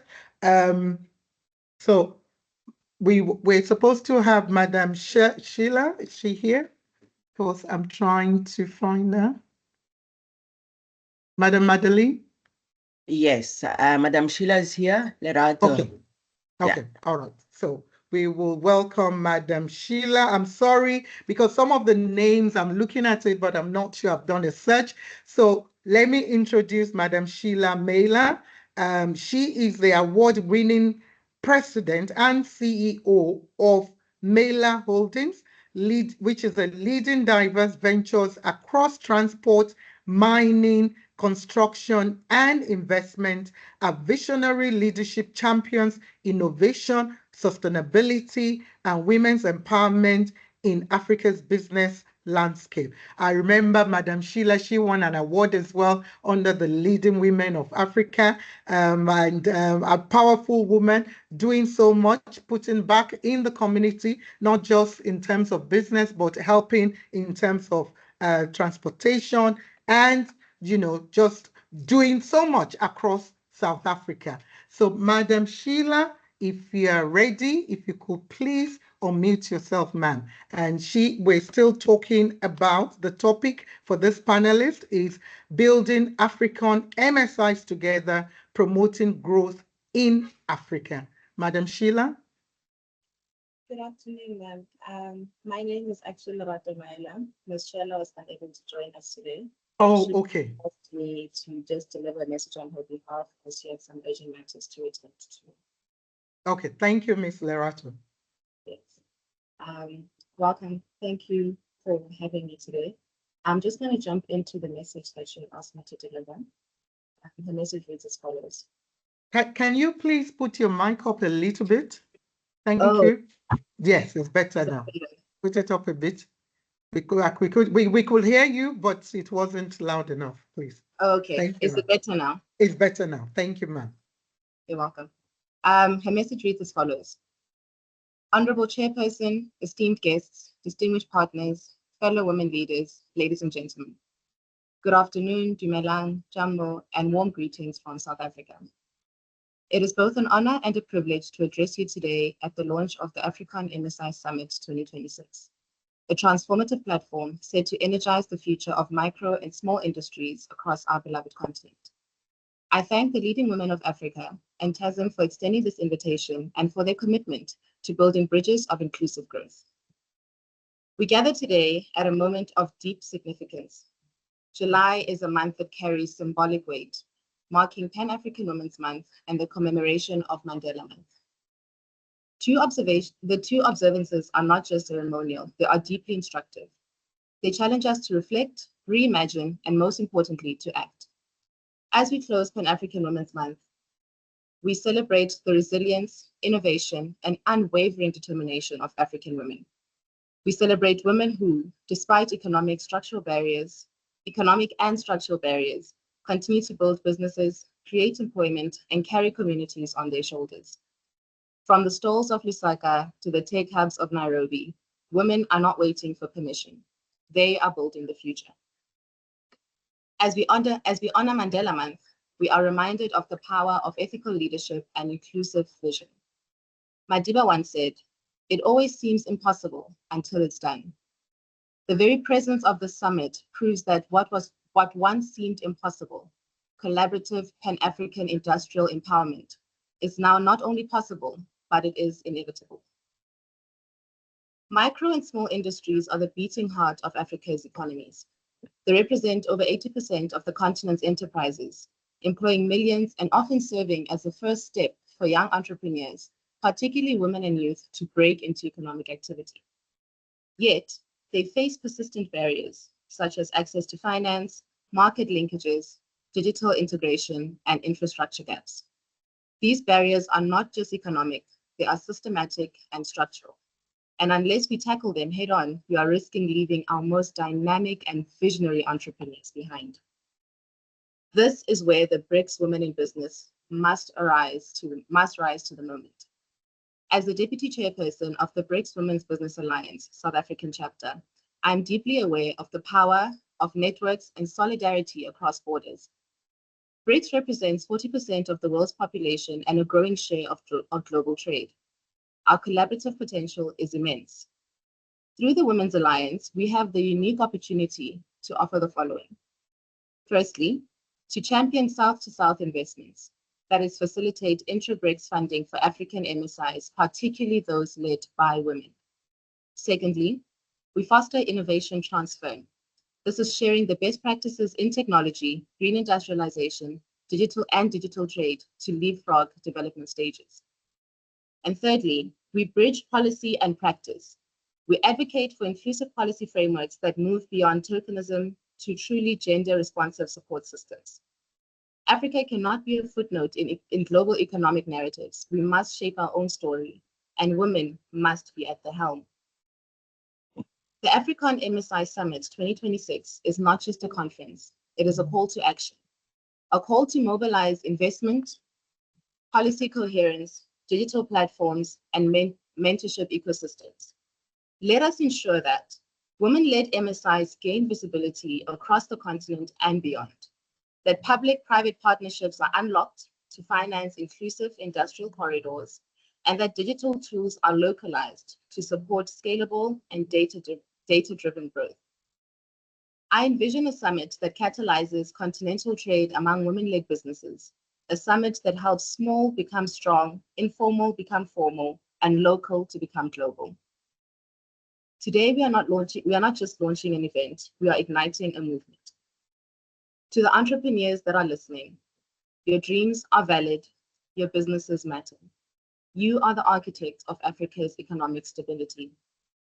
To policymakers and investors, the time for pilot projects is over. Scale what works, fund what matters. And to my fellow women in business, let us lead boldly, collaboratively, and unapologetically.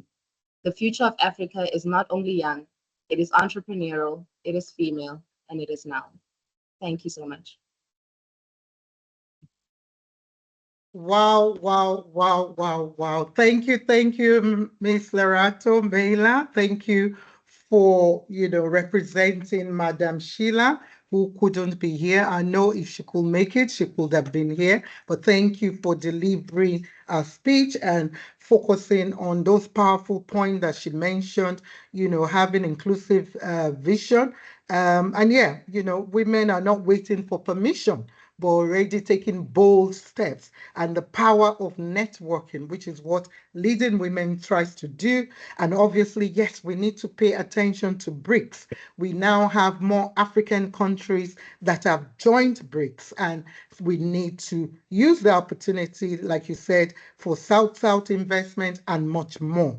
And I love, the bit about, small to become strong, local to become global. Although I missed the medium, I have to be honest. I missed what you said with the medium. What did you say with the medium one? I know the small one to become strong, local, global, but I missed the medium one. Maybe if you could put it in the chat room, I would appreciate it. And obviously, another one saying, yes, we need to lead boldly. All our speakers have said that we need to be fearless, we need to be resilient, we need to collaborate more, and a lot much more. Okay, so unfortunately, at the moment, we didn't. Ambassador Davisha has been having problem with her network. Sadly, she's in Ghana, and she's unable to join. And I'm blessed. I'm even thinking, wow, because normally in Nigeria as well, I panic with network. But for so far so good, the network is not playing up. So don't let me push it. So but I know network challenges is everywhere in Africa, but some get it right more than the other. But we thank you, Ambassador Davisha. If you're able to join, we'll see how we can fit you in. Dr. Olabisi as well as not being able to join. She sent her apologies. Well, because we're trying to catch up on time anyway, we know she would have loved to be here to, share our input. So what I will do for now, and I know we've got our speakers in person, who are waiting in Dar es Salaam, Tanzania, for input on that side. So I want to just use this opportunity to just thank all our amazing speakers. For those who can just show a clap of hand and anything else, we really, really appreciate it. And, your input, those powerful inputs that you gave, we really, really appreciate it. So I'm going to hand over shortly now to in-person panelists. Can I remind people to please mute yourself, or admin to help me mute whoever is at the moment interfering. So, but if you have any questions, we're going to come back. We could leave all the questions till the end, but this is the right time now for me to hand over to my brother, Mr. Elia at TASSIM, and the colleagues there. They've got the panelists waiting. So over to you, sir, and we'll continue to put things in the chat room. But we need to just mute ourselves as best as we can. Thank you, sirs and ma'ams. Thank you. God bless. Yeah, thank you, Mama K. Many claps to Mama K as well, please. I know people are tired here, but we are finalizing. Thank you very much for very innovative presentations from the members of the international team. We are very proud, and we can speak loud of the presence of a wonderful international team from different countries, from different reputable institutions like BRICS and others. We are very grateful for that. Once again, let me recognize the important partners of this event, the May 26th event, AFRICON Connect MSI Summit, Micro Small Industry Summit. Let me recognize the three ministries: the Ministry of Industry and Trade, the Ministry of Foreign Affairs and East African Cooperation, and the President's Office of Planning and Investment. Also, let me recognize the presence of our partners, agencies of different ministries I have mentioned, 13 ministries of industry and trade agencies, including Fair Competition Commission. Please, can you just raise your hand? Thank you very much. Yeah, we have Tantrade, if they're here. I think they're not here today, but as I said, we have more than 13 agencies who are also partners of this event. But also we have partners under the President's Office, Planning and Investment. From TSES, our friend, can clap your hand, please. Gaudesi Masi. Again, you have the other private sector, reputable private sector associations. Kindly recognize the presence of Tanzania Chamber of Commerce, Industry and Agriculture. Can you please stand, please, from TCAA? Thank you very much. Also, we have TASSIM members. Can you stand? Please clap for TASSIM members. Thank you very much. We have our friend from National Development Corporation under the Ministry of International Trade. Please, can you just stand? Thank you very much. And also, I recognize once again of special guest of honor, Dennis Kagombora from the Ministry of Industry and Trade. Thank you very much. Now, coming back to our session now, which is in-house session. The following session is the leadership, legacy, and role of MSIs in reducing poverty in Africa. And let me, before heading over to our presenter, let me mention him because he was my teacher. He was my professor at master's level, but today is here. Professor Donald Olomi. Just clap hands for him, please. And that's why I'm here today, I'm sure, and he knows very well. We know that the role of MSIs in any country, especially in Tanzania, and we'll speak about the legacy of our father of a nation, Mwalimu Nyerere, and he was one of the key propounder of these MSIs. And of course, he did very well. 1970s, Tanzania had, it was one of the countries with a well-established MSI sector. And of course, he founded an institution known as SIDO, Small Industry Development Organization, which is one of the key agencies, the Ministry of Industry and Trade. And of course, Mwalim did very well to support the sector.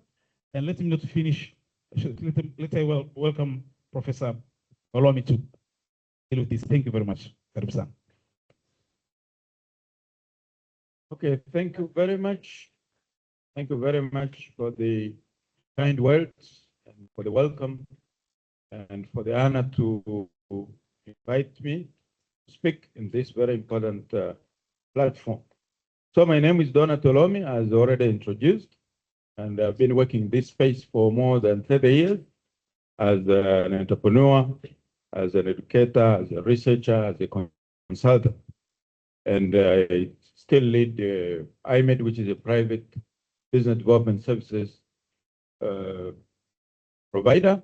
And we're working currently with more than 200 MSIs throughout the country, supporting their capacity building. So I will take a few minutes just to reflect on these important topics of legacy, leadership legacy and role of MSIs in reducing poverty in Africa. Already Mr. Mlai alluded to the presence of SIDO in Tanzania from the early 70s. And that was actually a product of Nyerere's leadership. Nyerere was building a socialist economy. He nationalized, his government nationalized most of the big companies and worked a lot to introduce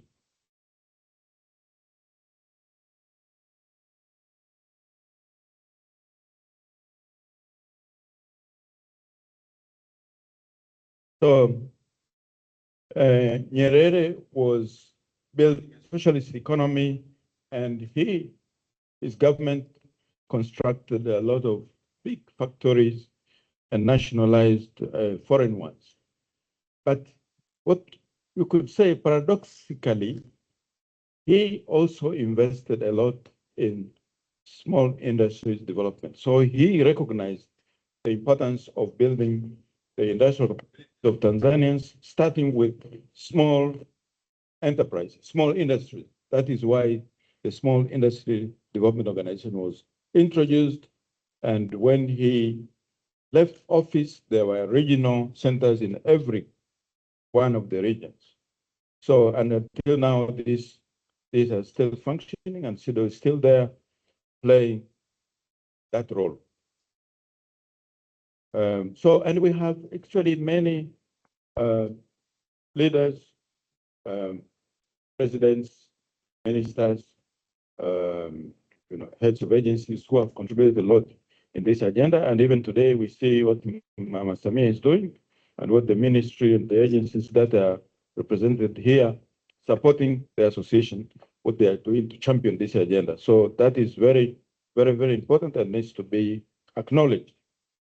And I would say, I think we need to do that more, going beyond for example, top national leaders, to also recognize individuals and institutions that are doing a good job on the ground to promote MSIs. And we have some good examples.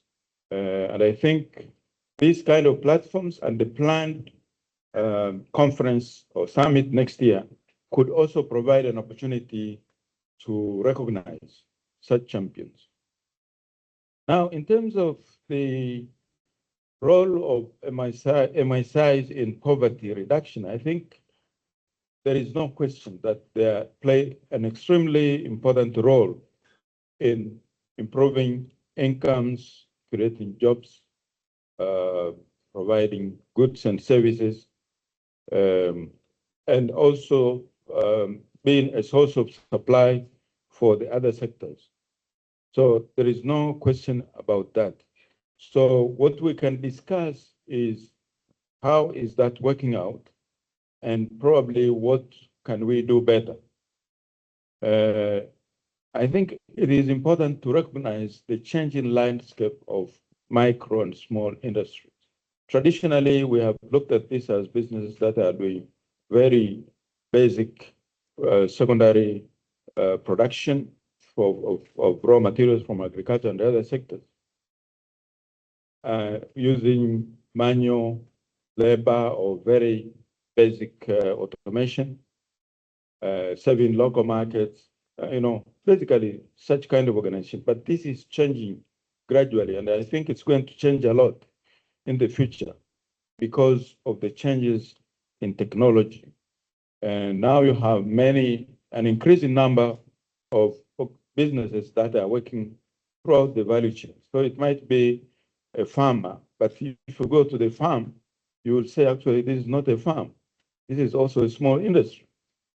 You go to a fish, a fisherman, a fish farmer.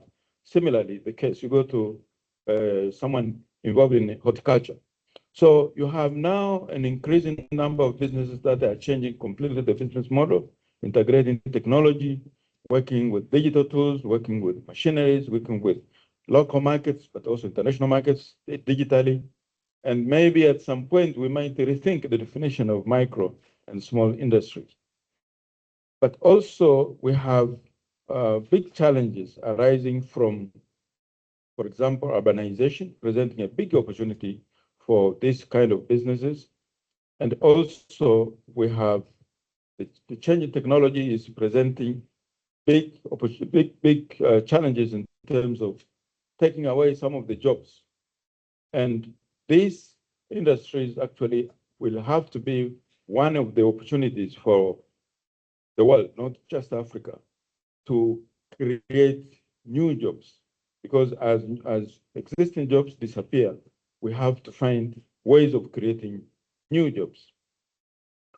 We have a big need in the whole world, probably more in Africa, for job creation. We have a big number of young people coming from the education system who cannot find jobs in the formal economy. And their only hope is the small, micro, small, medium enterprise where they can find jobs or they can start their own jobs. But the challenge we have with the existing businesses is that the kind of jobs, the quality of jobs is still quite low, quality of jobs offered by these businesses. And we need to support processes. We need to have mechanisms to support these businesses to improve on the quality of jobs that they provide. There is also a big opportunity for these businesses to provide appropriate technology for the bottom of pyramid population. We have a big chunk of the population which is poor in Africa, and they cannot afford a lot of the conventional industrial products. Now, China has shown the way that you can actually also produce cheap products. You can produce products that can work at the bottom of the pyramid, whether this is for farmers or to meet daily needs or to meet other industrial needs, or also to address, to work in other sectors such as health and education. And micro and small industries have the opportunity and the potential to fill that gap. But to do so, they need to be supported more than currently we are supporting them. So there is a big need to support the MSMEs, first of all, more of them to start so that they can create jobs and they can do these other things, but also to improve productivity, to improve quality, competitiveness, innovativeness, and to grow to a big, higher space where they can create jobs, but also they can have bigger impact. They can also create better quality jobs. So we need more startups. We need to upscale the existing ones. We need also to upgrade. We need to scale up the existing one and upgrade the quality and competitiveness of what is existing. Now, there is a lot being done already in this sense. What I can say is that it is not nearly enough. We need to do a lot more. We need to be much more smarter. And we need to also develop more local solutions. The government is doing a lot, but for the most part, interventions in this space still rely on donors for the most part. And when we are talking about upgrading our own capabilities in innovation and production, in a way, we are also talking about creating competition for the donors that are supporting us. Because if we can be very innovative, we can have strong production capabilities, it means we can actually displace their products. And I don't think they are going to support that to that level. So we need to take more ownership of this agenda as Africans so that we can create the capabilities that are needed to make a real difference in our continent. And in the course of doing so, there are areas that we need to improve. One of them is information. I think in many countries I've done research here, consulting, but also in other African countries, you go there, you cannot find good, well-organized information on micro and small businesses. And I'm sure there are a lot of opportunities to improve how we collect, how we aggregate, how we analyze this information. And actually, they are doing better in other sectors, such as education. There is much more organized data. You go to agriculture, also there are periodic censuses and data. But in this space, we need to improve. But also we need to improve on learning. We need to be able to say what has worked, because this agenda is not easy. It's not easy to support business to start or grow or become more innovative. And there are a lot of resources that are being spent that are not producing results. So we need to find out what is working in Ethiopia, in Ghana, in Tanzania, and share the lessons so that we can scale up the lessons, we can replicate what is working and reduce the resources that we waste on interventions that do not produce results. And I think the conferences like the planned summits provide a big opportunity for us to do that. And finally, I go back to what I said initially. We need also to celebrate success. We need to celebrate the leaders. We need to give more visibility to role models who are providing leadership and making a difference. So we need to have some kind of awards for institutions, for individuals who are making a real difference in this sector, so that we can give visibility to what they are doing, but also we can motivate others to do the same. Thank you very much.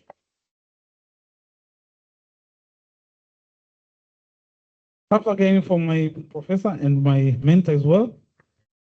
That's why you can see I'm at least good. Not very good, but I'm at least good. Thank you very much, Professor Donald Olomi. And actually, it was a very nice presentation. Your expertise is almost 30 years, so I know this was a right place at the right time. So, my colleague, Mama Kay, so now I'm sure we are going to our next presenter.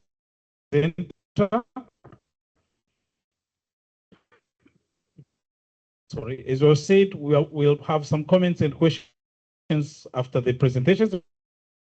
But they're very few. Yes, thank you. Only 2 now. Thank you. On our side, because today we have another event where Her Excellency the President is opening so the big thing opened by the of course it's not more, it is in another area, but it's not very far from Dar es Salaam. Now I'm going back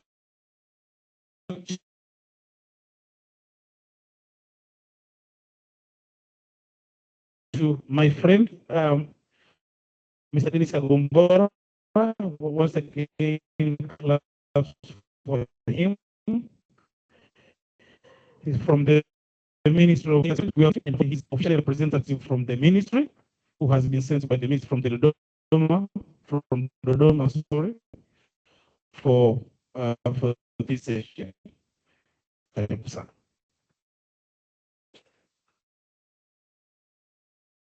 So much, Mr. Iriam Rai. As I have been introduced, I'm Dennis Kagombot from the Ministry of Industry. In our side, we have a lot as you know. So I'll be talking the that is going to be conducted in May 6th.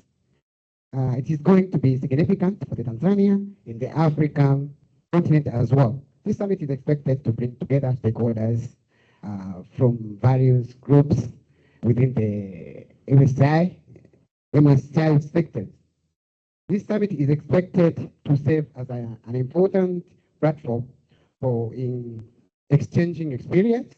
So we we expect to be exchanging experience from different stakeholders from different country, African country, from South Africa, from Ghana, from any African country who would be attending that conference, creating market networks for our SMEs and enhancing the quality of the product that we actually produce. Ultimately, it will help to tap into the vast potential of the AFCFTA market. As you know, guys, SMEs from our continent, especially from Tanzania, suffers some numbers of challenges. The big challenge is the quality of the product that they produce, the market access, the technology, and a lot of challenges. So I think with that important summit, it will be the very good platform for us to come together to discuss, to share experience, to see what we can do to make sure that we can overcome those challenges that SMEs and the MSCI sector are facing. However, the government of Tanzania is making a significant effort to address these challenges by streamlining various systems such as BRERA. Now, the challenge with this MSIs is formalize what they are doing. So nowadays, the government of Tanzania, through BRERA, we have simplified the system of formalizing their business to make sure that they formalize their business so that to be easier for them to tap into the international market, and the other opportunities that they are coming their way. So the government also, they're introducing various loan schemes and the programs. We have partnering. We are now partnering with the private sectors to make sure that we sit together in the round table discussion to share challenge, to listen from them, and they listen from us, and discuss on how we can, on how we solve the challenges that they face, so that to make sure that the business environment in Tanzania is in the very good condition. The government also, through the Ministry of Industry and Trade, is now few days I've launched the AFCFTA implementation strategy. This strategy aims to expand the market opportunities, create values, economic prospects, and make sure that the SMEs, MSIs in Tanzania benefit from that international market, especially the African market. As you are aware that African continent have about 1.6 billion population. So it's very enough market for the SMEs in our countries to tap into that market potentials. Nowadays,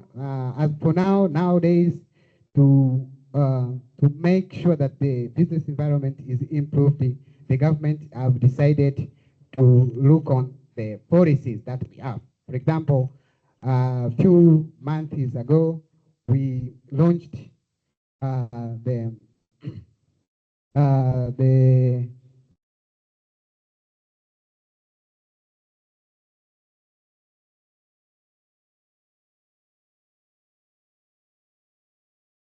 the business policies, and now we are working on reviewing SMEs policy to make sure that it aligns with what SMEs are suffering.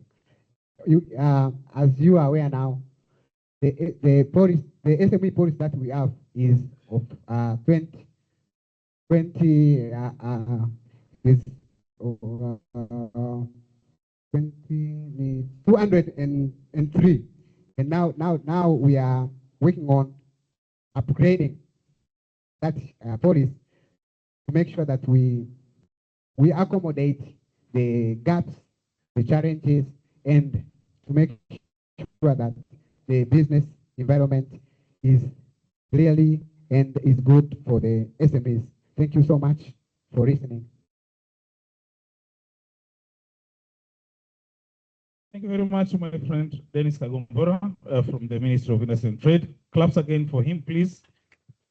He has done a lot to this association. He has been various representing the ministry in our events. Thank you very much. And you will see in his presentation, he has spoken about the ministry supports to the sector, and of course about FTA, the SMA policy, which is of course outdated, we can say.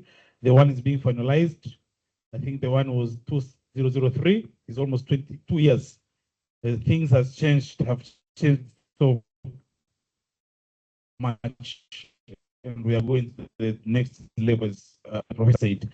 Now let me hand it to my friend again, Mr. Gaudens Masi from TASSIM. This is a new name, he will mention it. And of course, I would like to say that TASSIM, of course, is one of our key partners supporting the investment in the MSI sector. Of course, I have to recognize TASSIM Executive Director, Mr. Gilead Terry, for supporting our association. Thank you very much. Much welcome, Mr. Gaudens Masi. Much claps for him, please. Okay, thank you very much for your kindness and invite us to this particular important meeting. So my name, as introduced, my name is Gaudens Masi, a Senior Investment Officer and Tanzania Investment and Special Economic Zones Authority. Automatically, this is the government agency, which is under the President's office. One of the key mandates of this particular institution is to coordinate, to encourage, to promote investment opportunities, and to facilitate investors across the countries, including the MSIs. Another the big role which now we are taking after the merging of TIC and Export Processing Zone Authority, we are undertaking the issue of managing special economic zones and export processing zones. These are the key issues now we are mandated on. Another thing which is very important for the Tanzania TASSIM, we do promoting the different investment opportunities. We are crossing about 13 sectors, but more than 100 investment opportunities. So we welcome everyone who wants to invest in Tanzania. You can opt the sector which is important for you. You will be given what type of investment opportunities are available in that particular area. The third things I want to make, within the TASSIM, we have more than 14 institutions. They are operating under the one roof. Yeah, we don't need our investors to be hurdles to shifting or to move from one office to another. Once you reached under TASSIM, will be provided all these particular services. It includes the residence permits, authorizations, approvals, certificates. We can get it under one roof within 24 hours. So we are cordially to invite them to come.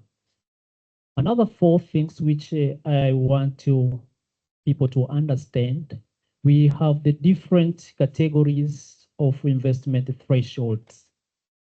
If you want to come and invest in Tanzania, we have 4 categories of investors. The first one we call a normal investor. Under this category, the minimum threshold is $500,000 US.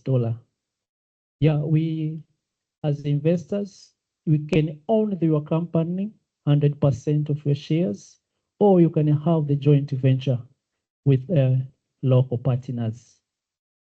Another category which also we promote, we call the strategic investors, where the minimum threshold is 50 millions.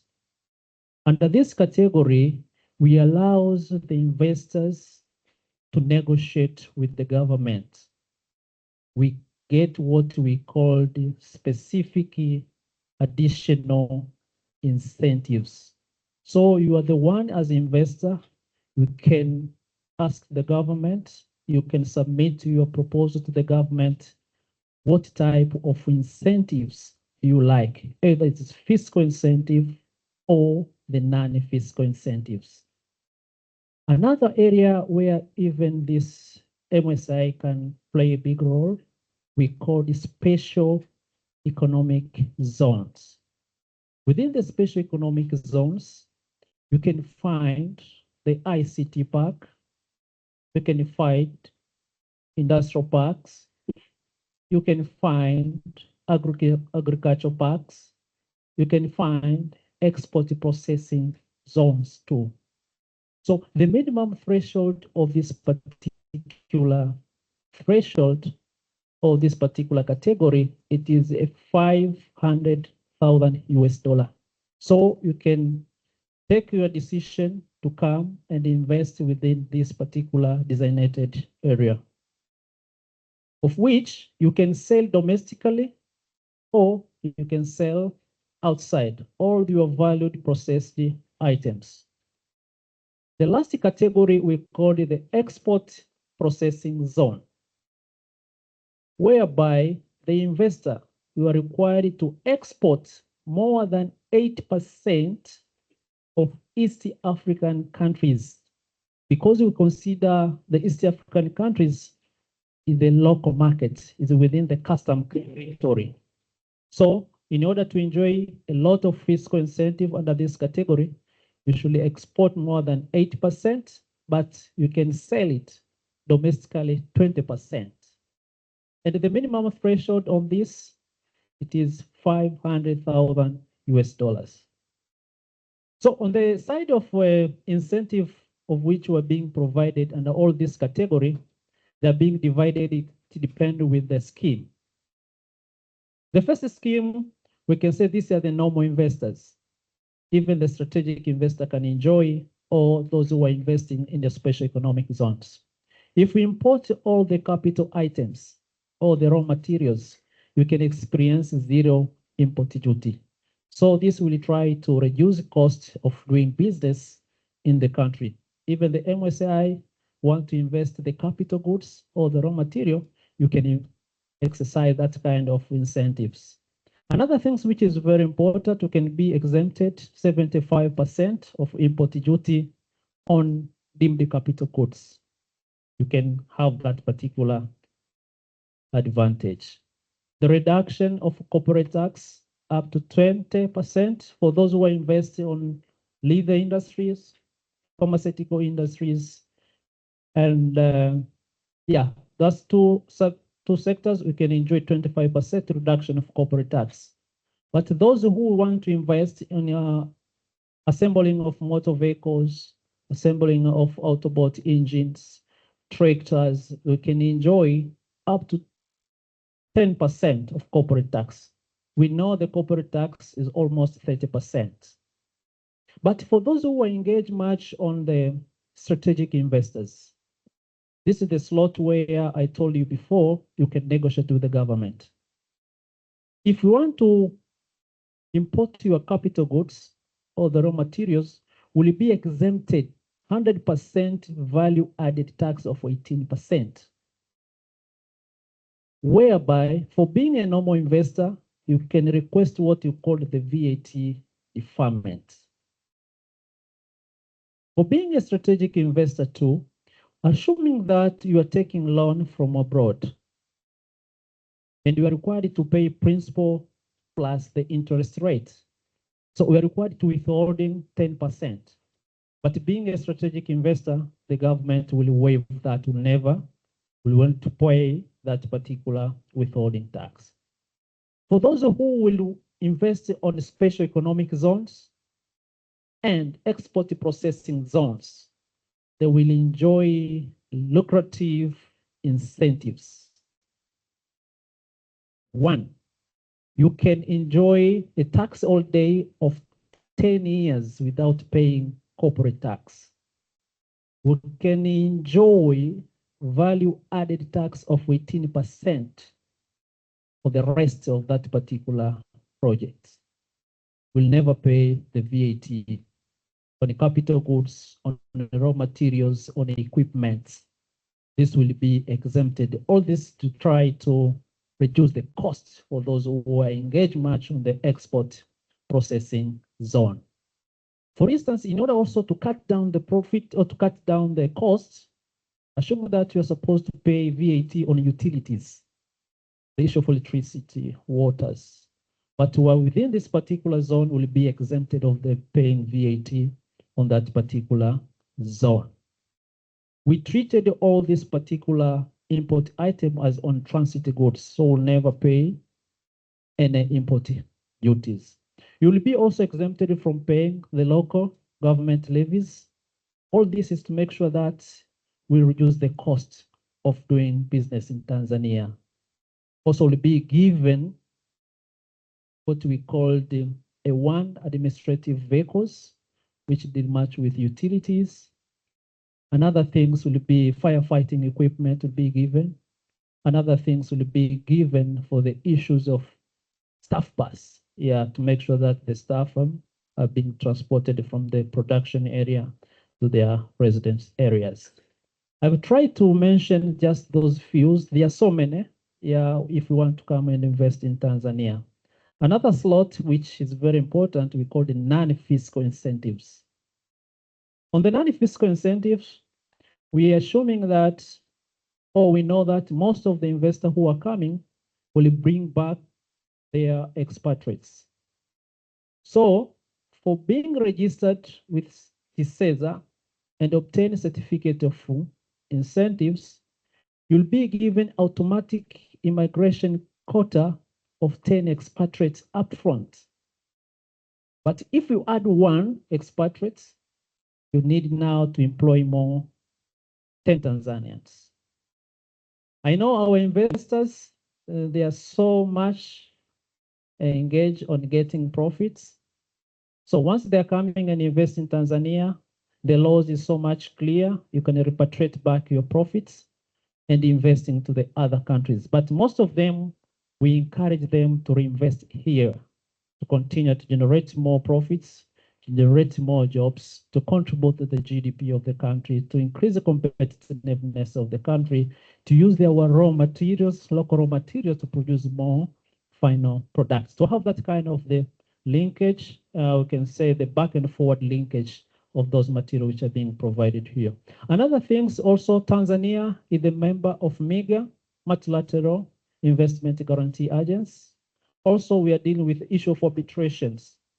Now we allow all the investors to go to the International Convention Investment Settlement Disputes.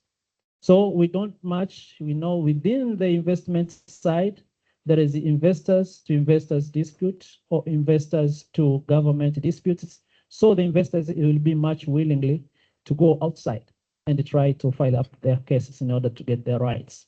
Another thing which also I want to make here, we have the land bank within the TASSIM. Any investors who want to invest in Tanzania, we have 3 types of lands which we have. The first one, we said these are those lands which are by the TASSIM, by the institutions, by the government.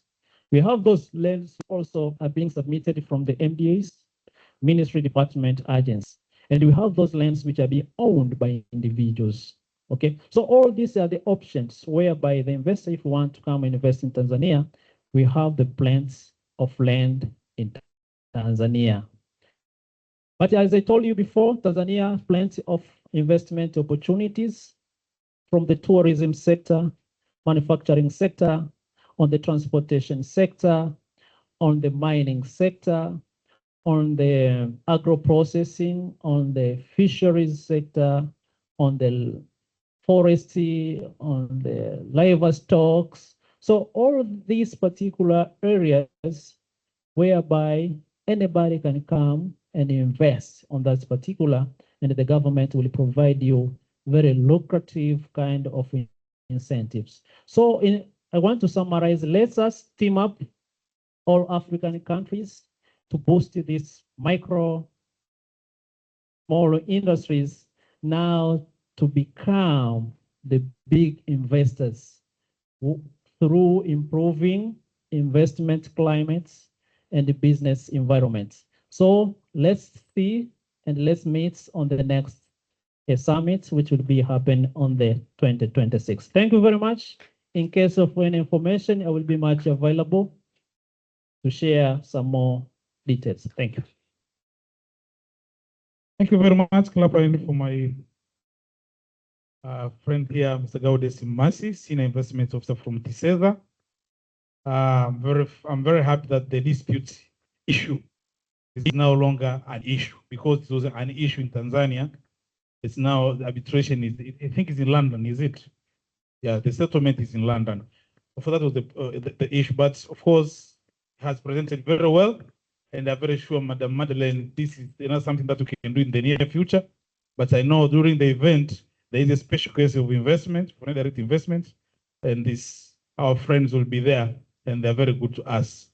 Now, as I said, today we have another event which is being opened by our High Excellency President. So we will not be having many government officials here. So for the government officials, we'll be skipping on those areas because they have gone to another event which is being handled by the High Excellency President to open an industrial park. But now let me welcome our before handing back to Mama Kay for the unveiling and the other issues. Let me invite our friend from the Chamber of Commerce for 10 minutes. The Chamber of Commerce, Industry and Agriculture, Mr. Masai. He has said only 10 minutes, but it's okay. For this year, our main partner as well. We have been working very closely with TCIA as a partner, and let me hand it to my friend here, Mr. Masai. Welcome.